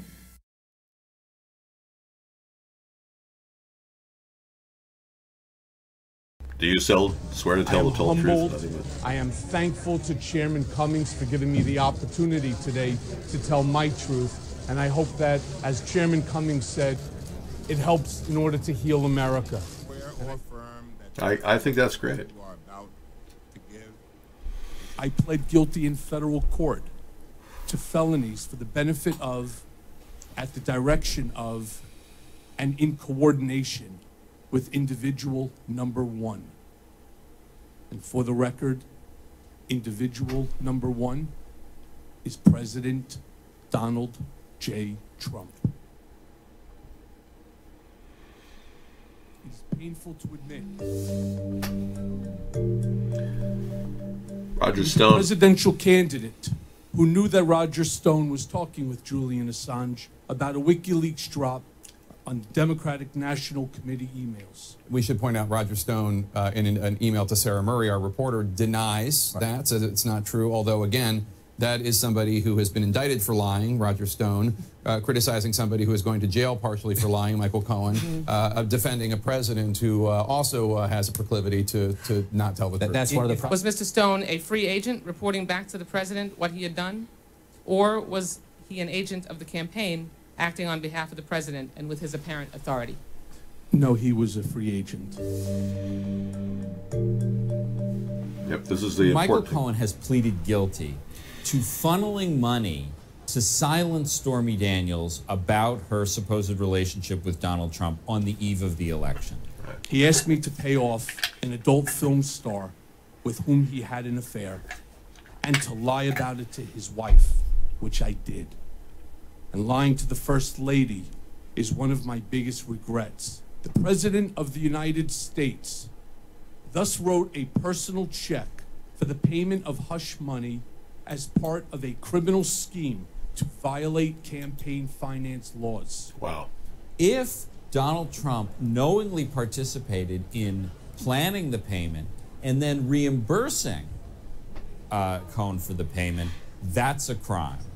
What did the president ask or suggest that you say about the payments or reimbursements?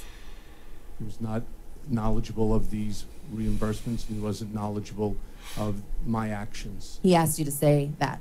Yes, ma'am. He would look me in the eye and tell me there's no Russian business, and then go on to lie to the American people by saying the same thing. In his way, he was telling me to lie. So to be clear, Mr. Trump knew of and directed the Trump-Moscow negotiations throughout the campaign and lied about it. He lied about it because he never expected to win. I also knew that nothing went on in Trump world, especially the campaign, without Mr. Trump's knowledge and approval. So I concluded that Don Jr. was referring to that June 2016 Trump Tower meeting about dirt on Hillary with the Russian representatives when he walked behind his dad's desk that day, and that Mr. Trump knew that was the meeting Don Jr. was talking about when he said, that's good. Let me know. It's a view inside Trump world that people hadn't had before, getting a really insight into how he operated as a businessman. And I think that sort of lays the groundwork for other arguments that Cohen is making, this idea that how could Trump really not know about this Trump Tower meeting if he was such a micromanager? Questions have been raised about whether I know of direct evidence that Mr. Trump or his campaign colluded with Russia. I do not.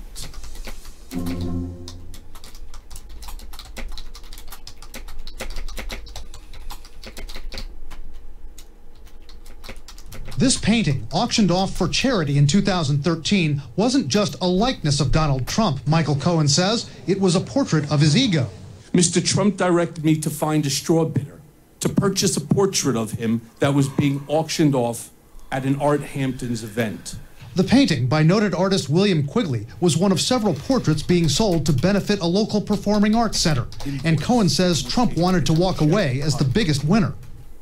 The objective was to ensure that this portrait, which was going to be auctioned last, would go for the highest price of any portrait that afternoon. Cohen even pointed to this tweet from Trump from around the time of that auction. Quote, just found out that at a charity auction of celebrity portraits, my portrait topped list at $60,000. Cohen told the committee Trump even sent him this article on the sale, crediting him with making it happen. The only problem? Cohen says Donald Trump didn't pay for it. His charity did. Mr. Trump directed the Trump Foundation, which is supposed to be a charitable organization, to repay the fake bidder. Wow. Despite keeping the art for himself. Wow. Ethics experts say it's not illegal to use a straw or fake bidder to buy something at auction. What is, they say, is Trump using his foundation, a charity, to reimburse that bidder. What is illegal is to use your charitable funds for personal gain. So they bought the painting, and then he used the painting himself. He kept it for himself. And what happened to the painting? I believe it's in one of the clubs. Could Trump be prosecuted for this? One, he's president, so the Department of Justice has said they will not indict a sitting president. And the second one is they did close down the charity, and as in and of itself, as one event, they may not think it warrants criminal prosecution. Now, if this is a pattern of practice of himself dealing with a charity, you may get a different result. And this could be part of a pattern. Yeah. The Washington Post's David Fahrenthold, who's written about the Trump Foundation's purchases, tweeted that the portrait Cohen refers to is the third painting Trump allegedly bought with his charity's money. The Post reported on another portrait of Trump auctioned in 2014, which it says Trump paid for with a check from his charity for $10,000.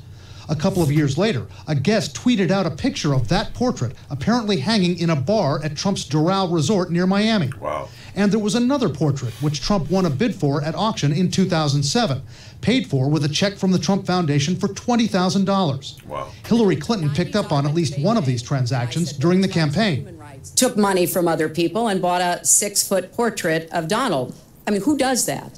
Why would Trump have done all this? Well, coming from a woman that took $5.4 billion from Haitian donations to the people of Haiti and never gave it to those people, that's pretty hypocritical for her to even say that. Yeah, this is a disaster. I mean, the two-party system has reached the skid mark in the road. And now we don't know where we're going because our country won't allow a third party to form. They're willing. The government's been used to stop us from getting any notice in the mainstream media. I've had people tell me that the UHF signal was hijacked at various times where they had dangling testicles over my face, and it was coming directly from the Allied Signal Corps' main building where they control the UHF feeds of the military.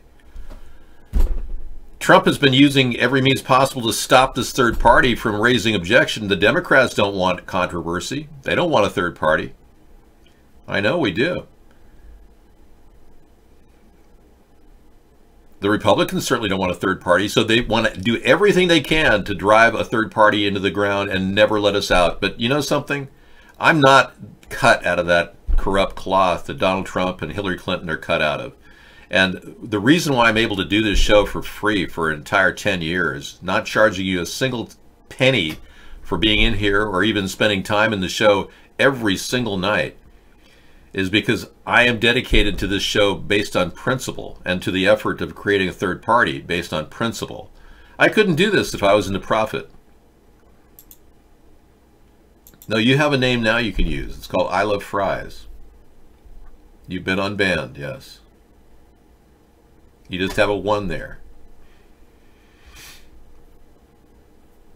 Yeah, that's the point. I mean, they're not going to allow a third party in. When we first ran for office in 2008, and Sarah tried to run for the state senate here in the 10th district, I told her you'd only get about 5% of the vote, and she only got about 5% of the vote. But we were alienated big time by the Democrats, Republicans. They treated us like we were pariah. It was unbelievable. I mean, no one would talk to us at any of these meetings, these gatherings. It was beyond belief. And you go to all these political rallies, they're all comprised of old people. And they're like drinking vodka and you know, they're like, oh, I don't know why the young people aren't involved. And, oh, stay away from those third-party people over there. They don't have anything good to say about anything. Thank you. Well, you can't come in here and claim that Sarah's got a degree and I don't. And therefore, I'm somehow less of a person. I mean, that's extremely derogatory. I'll unban you, but you're really going to clip your words here when you come in here and start this.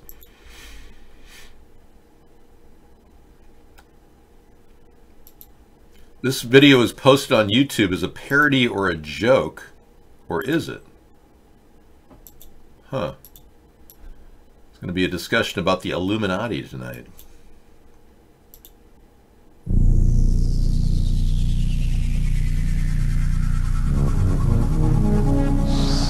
Illuminati initiation ritual. Wow. Welcome to the Borg. I don't know. That doesn't likely be. It's not likely a parody. It's probably for real. They like to laugh at us. They like to make people think that. Well, the whole idea of even having a transgender married to a homosexual Muslim as our president, as our first lady and president, that was really over the top when Obama was doing his little shtick.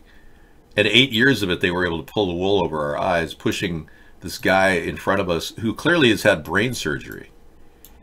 The scarring on the back of his head indicate a large portion of his brain was removed. They love to mess with people, I'll tell you. They can definitely control anybody. Do you know that the Obamas had a photographer, and Chris Crocker, the transsexual that made some fame many years ago talking about Britney Spears? Well, they had him and James Alefantis and a photographing crew go to the White House 5 times to videotape Barack Obama and Michelle. And no one knows what that was for. I have a feeling Michelle was doing Barack. I'm serious. I have a feeling Michelle was doing Barack, and they got that on film so they could use it against them any time in the future. I really believe it. I believe there's got to be photographs of this.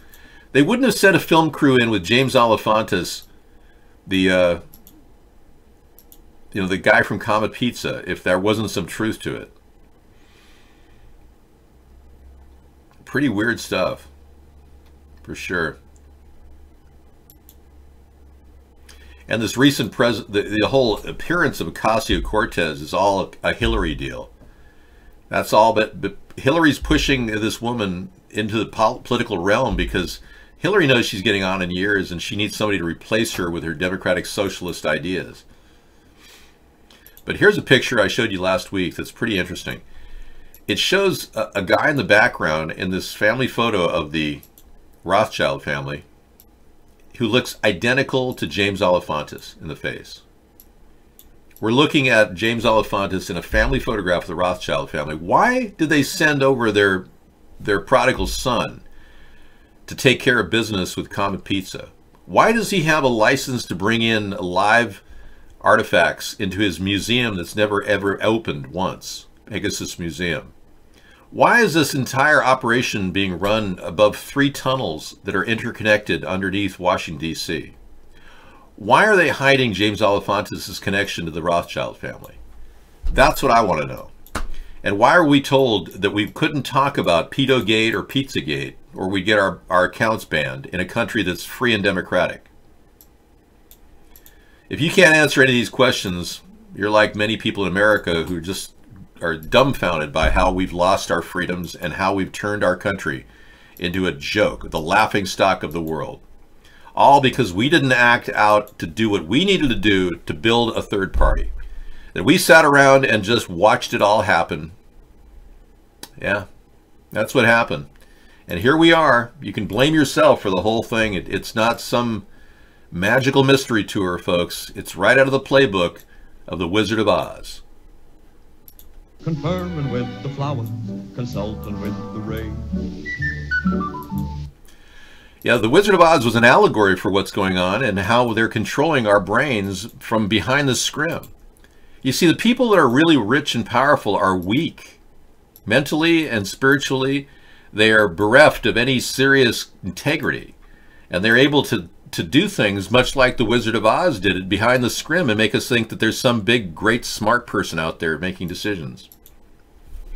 So, of course, it's a laugh to have a president who's as brainless as Donald Trump with a wife who's pretty smart, actually, but who is having to live with that even though she herself posed nude in magazines. They're laughing at us.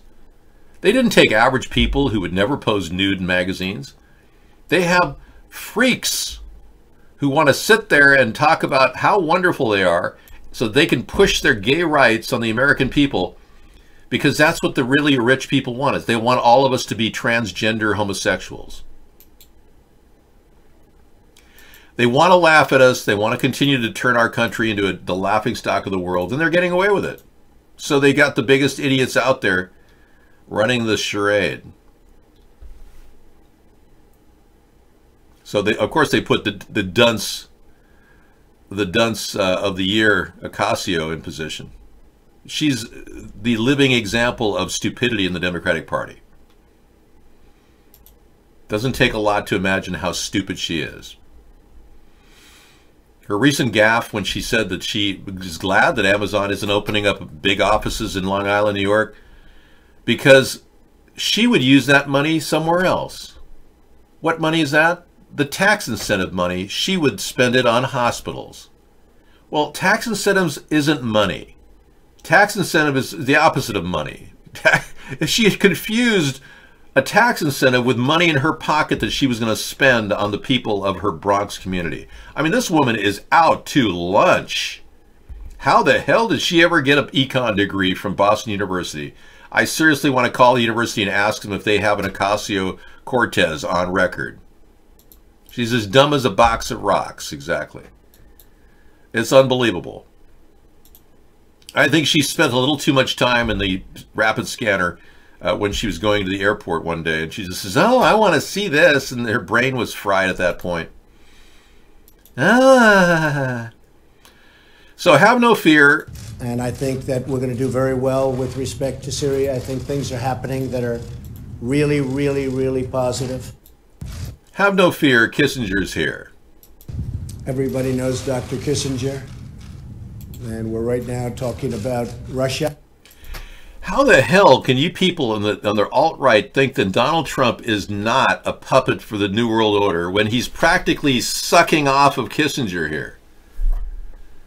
Jeez. Calls him in the day he fired James Comey. What a joke.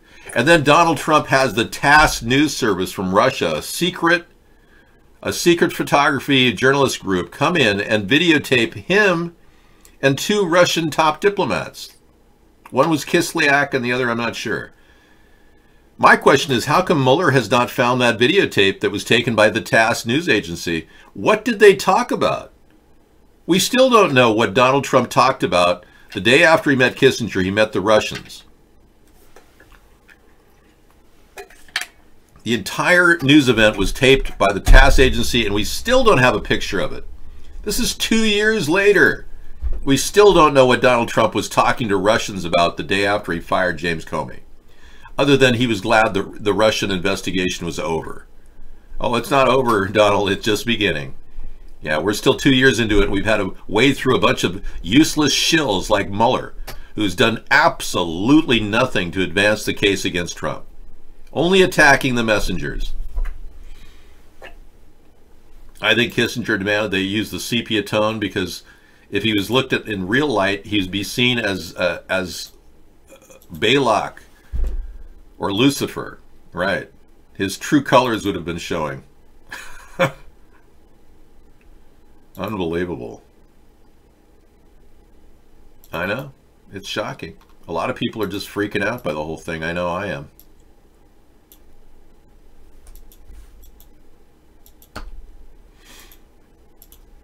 Yep. Whew. Hey, how about this comparison? Just came in this past week.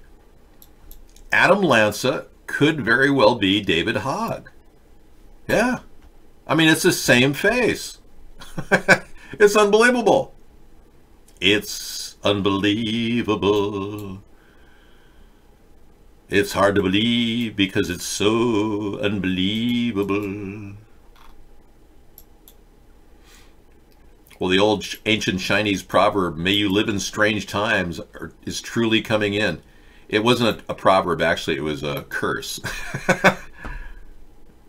There is a lot to find. There's obstruction of justice when he fired James Comey.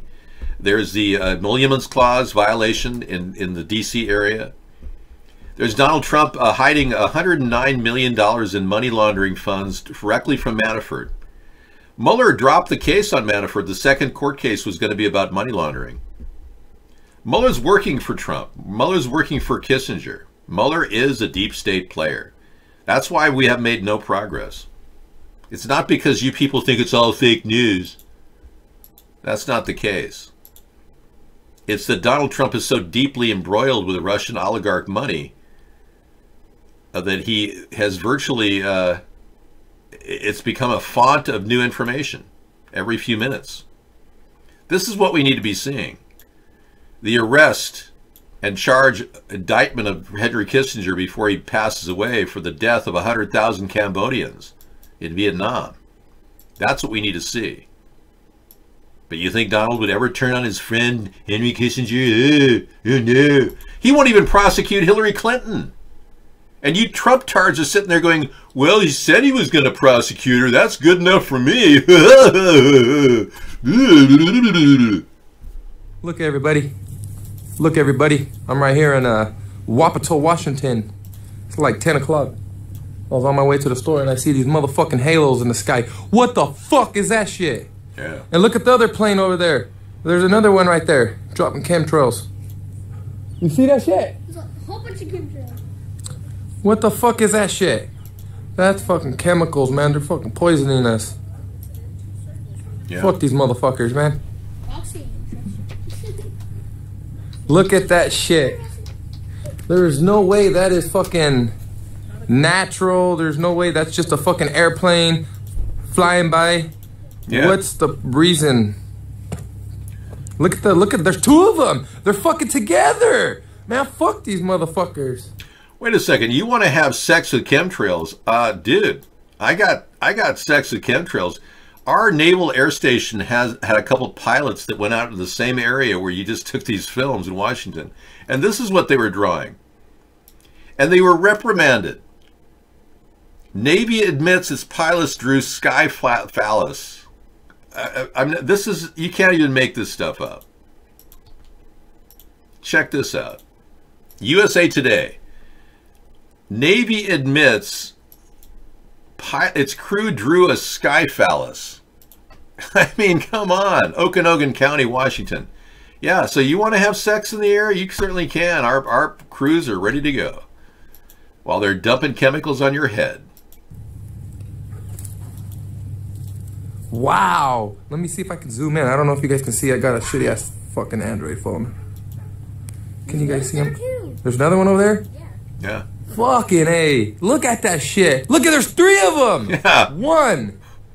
Look at, I see fucking three. I don't know if you guys can see this shit. Fucking the sun is right there, man. Look at. There's one motherfucker right there. And then right, that small circle right there, there's another one. I saw 3 of them. See 2 now, but anyways, Trump, you need to shut down that chemtrail shit. Fuck these motherfuckers. I'm out. See how stupid people are? They actually think that Trump's going to do this. Accused of being... They actually think that Trump is going to somehow shut down the stuff. This is how brain dead the alt-right people are. I can't believe they're still standing by Trump and he hasn't done diddly squat about chemtrails. Can you believe that? Like, even that guy, One Pacific Redwood, that we get links for, he still stands by Trump. I mean, what's wrong with these people? How stupid can they be? Look, everybody. But we still like his links because he is tracking the air. I appreciate you giving me the... He's tracking the weather modification, but he still thinks Trump's going to stop it. I mean, come on. If you only had a brain. Yeah, they just don't have... They don't have a clue. It's sad in so many ways. And my head I'd be scratching while my thoughts were busy hatching if I only had a brain. Only had a brain. If he only had a brain. Well, you got the Trump-tard, flat-tard group working together, busily trying to come up with ways in which Donald Trump can expose the flat Earth. Hey Ed, we're going to stick you in the trash because you're worthless. Third party is the only way out of this because Trump and the Hillary clan are still in play. I would not doubt for a second that Hillary's going to run for the presidency. There's a person who looks just like her. She's a clone. I'm sure she's ready to go. Isn't that right, Hillary? That's right, David. That's right. The chai tea is the best, David. Well, it sure sounds to me like they're standing by him when they say that Trump should do something about it. But it's just a matter of interpretation. It still seems to me that they believe somehow Trump is going to solve this problem. That's what's really pathetic. It shows you the naivete of the Republican support team that he has. Trump tards obviously listened to QAnon, which is an operation of the CIA. The CIA took over a group called Anonymous. There was never a group called Anonymous. It was always a CIA group. They decided that they would make Hollywood-style movies and film on YouTube. And you notice how Anonymous still has their YouTube stuff out there. They were never banned. Because they are virtually the arm of the CIA and their propaganda plan. You can still go to the Anonymous official site, and it's been up and running. It's got 2.4 million subscribers. It's total propaganda. We have had the same number of subscribers on our site for 9 years. It was locked down in 2009, but for some reason, Anonymous built 2.4 million subs in the same time. Even though we do a show every night, Anonymous just produces Hollywood-style videos that get promoted on YouTube. But you can go to YouTube and watch any number of their Anonymous shows, and they're all really high-end videos done by really top-end production quality. I mean, they're not skimping a dollar on Anonymous. The CIA will spare no expense on the QAnon thing, too. They're spinning stories faster than you can even understand them.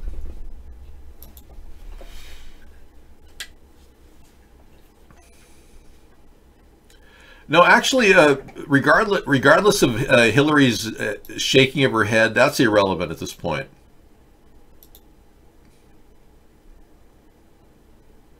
There was a time when that was important, but we don't care if she has Parkinson's. It's irrelevant. We're not making fun of Hillary, dude. Get your head out of your Democratic asshole and get back into the show as a centrist, and we'll talk to you. Anyway. So when our country has dropped to this level where we've got this brain-dead idiot who thinks he's in control of everything, and Henry Kissinger is pulling his strings, just like he did when he was Secretary of State under Nixon. Whew, wow. We got a lot to worry about here. We got a very, very dumb journalistic community. People like Don Lemon, that guy's a racist against white people. Oh, you're still in the room, man. I've not banned you yet. I'm not taking you out. I just wake up. That's all I'm saying. You're welcome to hang out. I mean, the best there is, the best there was, and the best there ever will be. The best there is, the best there was, and the best there ever will be. That's Bret Hart. You know, I'm thinking of changing my name to David Hart, you know. Acquire Sarah's name as my maiden name.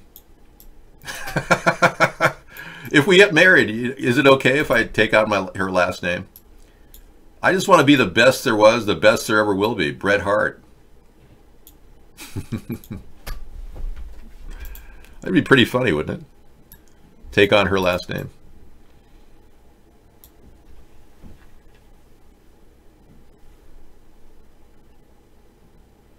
Well, I don't profess to be Bret Hart, but dang it.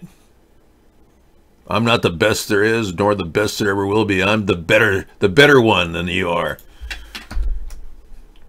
Yeah, that's great.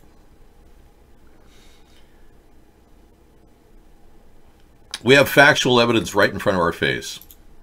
Like, look at this guy who's hit by 2 bullets in a terrible terrorist accident. Huh. Yeah, see, you can clearly see he can barely move. I mean, Today, we talked with Justin Burton and his wife Jay just after being discharged. He says his spinal injury is inoperable. So you still have 2 bullets lodged in you? Yes. They said it would be more harm to him to remove bullets. Incredibly, his doctors told him he'll make a full recovery, and today he's going home. I'm just going to do it. I just got to get home. It's difficult for him to sit, but... Yeah, so in other words, they're lying to you. That guy wasn't hit with 2 bullets to his spine. You can't walk with 2 bullets in your spine. What kind of a... They see how they think we're so stupid that we believe everything they tell us. They got us believing that anything is possible, and we're supposed to believe that this person can walk. Hey guys. Hey, Madison Starr is very active again. Thank goodness. I really like her stuff. This is Madison Starr Moon and the Deathwater Tower Workers. Men who've been dying. This is Madison Starr Moon, and I'm actually in a parking lot where I'm across the street from the Death Tower, the Water Death Tower, and I've actually run across the men that are working on it. So I'm about to interview them. Cool. That'll be fun. We'll bring that to your daily life. Thank you, Scissorfight. Great links again, as per usual. Yeah, it's just a matter of dealing with reality from a more educated perspective. Now, the only defense we have and the only solace we have is that we can understand it. We can piece it together when we look at it from my perspective. I'm not that confused about why we're in the situation we're in. The years that I've spent researching this with you online and doing a lot of the shared viewing of videos has given me a greater understanding of the mechanism at work. For years, my father and I would talk about the dangers of these elitists and how they affected our world and the two-party system. And my father and I sat in this very room I do this show. And virtually the same room. For a long, long time, we would sit here and this is a green screen in case you didn't know. Yeah. But we would talk about how a third party is the only way we'd get monitoring and accountability from these two parties.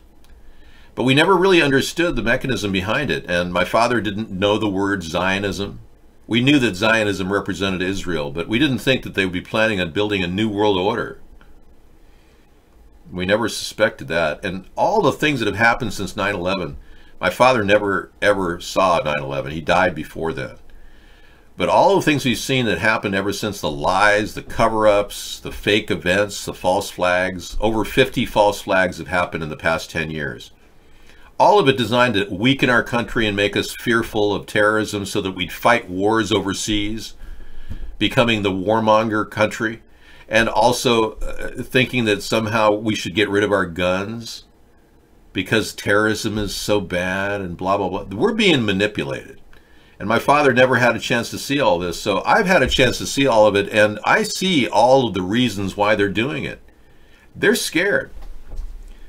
The elitists have screwed up the world so badly that now they think that the only way to get it better is to kill off 90% of the population, because they know their days are numbered. Even they will be suffering from the vagaries of air pollution and water pollution. So many of them are living underground now, thinking that they can just pollute the planet really fast and get rid of all of us. That's what's happening. And it doesn't take a genius to realize this is what they're doing. They are purposely engineering weather modification and weather and climate change. And they virtually are going to make it so that the only way to survive will be to live in a little dome like this in your backyard or maybe underground. So this is the world that they're creating, and ultimately it's going to cost all of us a huge amount of our freedom.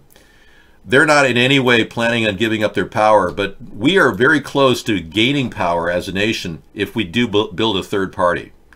And that's one thing that they cannot stand. They're afraid of a third party. They're afraid of what it can do. We are way more numbers than they'll ever have. They're just a small group of really rich people who control the media. We have the potential to be the next wave of political opportunity in America for everybody. And I think these people are desperately trying to shut us down. They'll do everything they can to do it. All right, signing off from the Biodome in the extraterrestrial land here. We'll be into the show till 2 in the morning if you want to chat and hang out and share your ideas. We got One Pacific Redwood and his analysis of the weather patterns that are above us coming up tonight. I'll play that in our lineup. Thank you. Massive moisture produces 0 precipitation in most of California. All right. He's been tracking it ever since the beginning. Very good. Okay. We'll sign off with the... I've got a special little thing. I'm going to go over here and do a little musical interception with my theme song for our show that I created.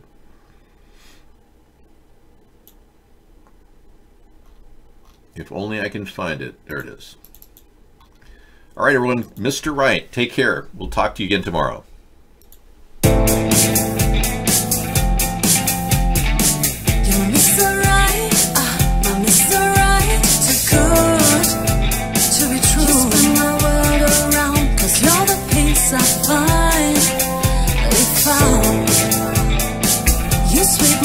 My feet, my heart stops to beat, cause you make me melt away. You're Mr. Right, too good. Just spin my world around, cause you're the peace I find. Really found. You sweep me off my feet, my heart stops to beat, cause you make me melt.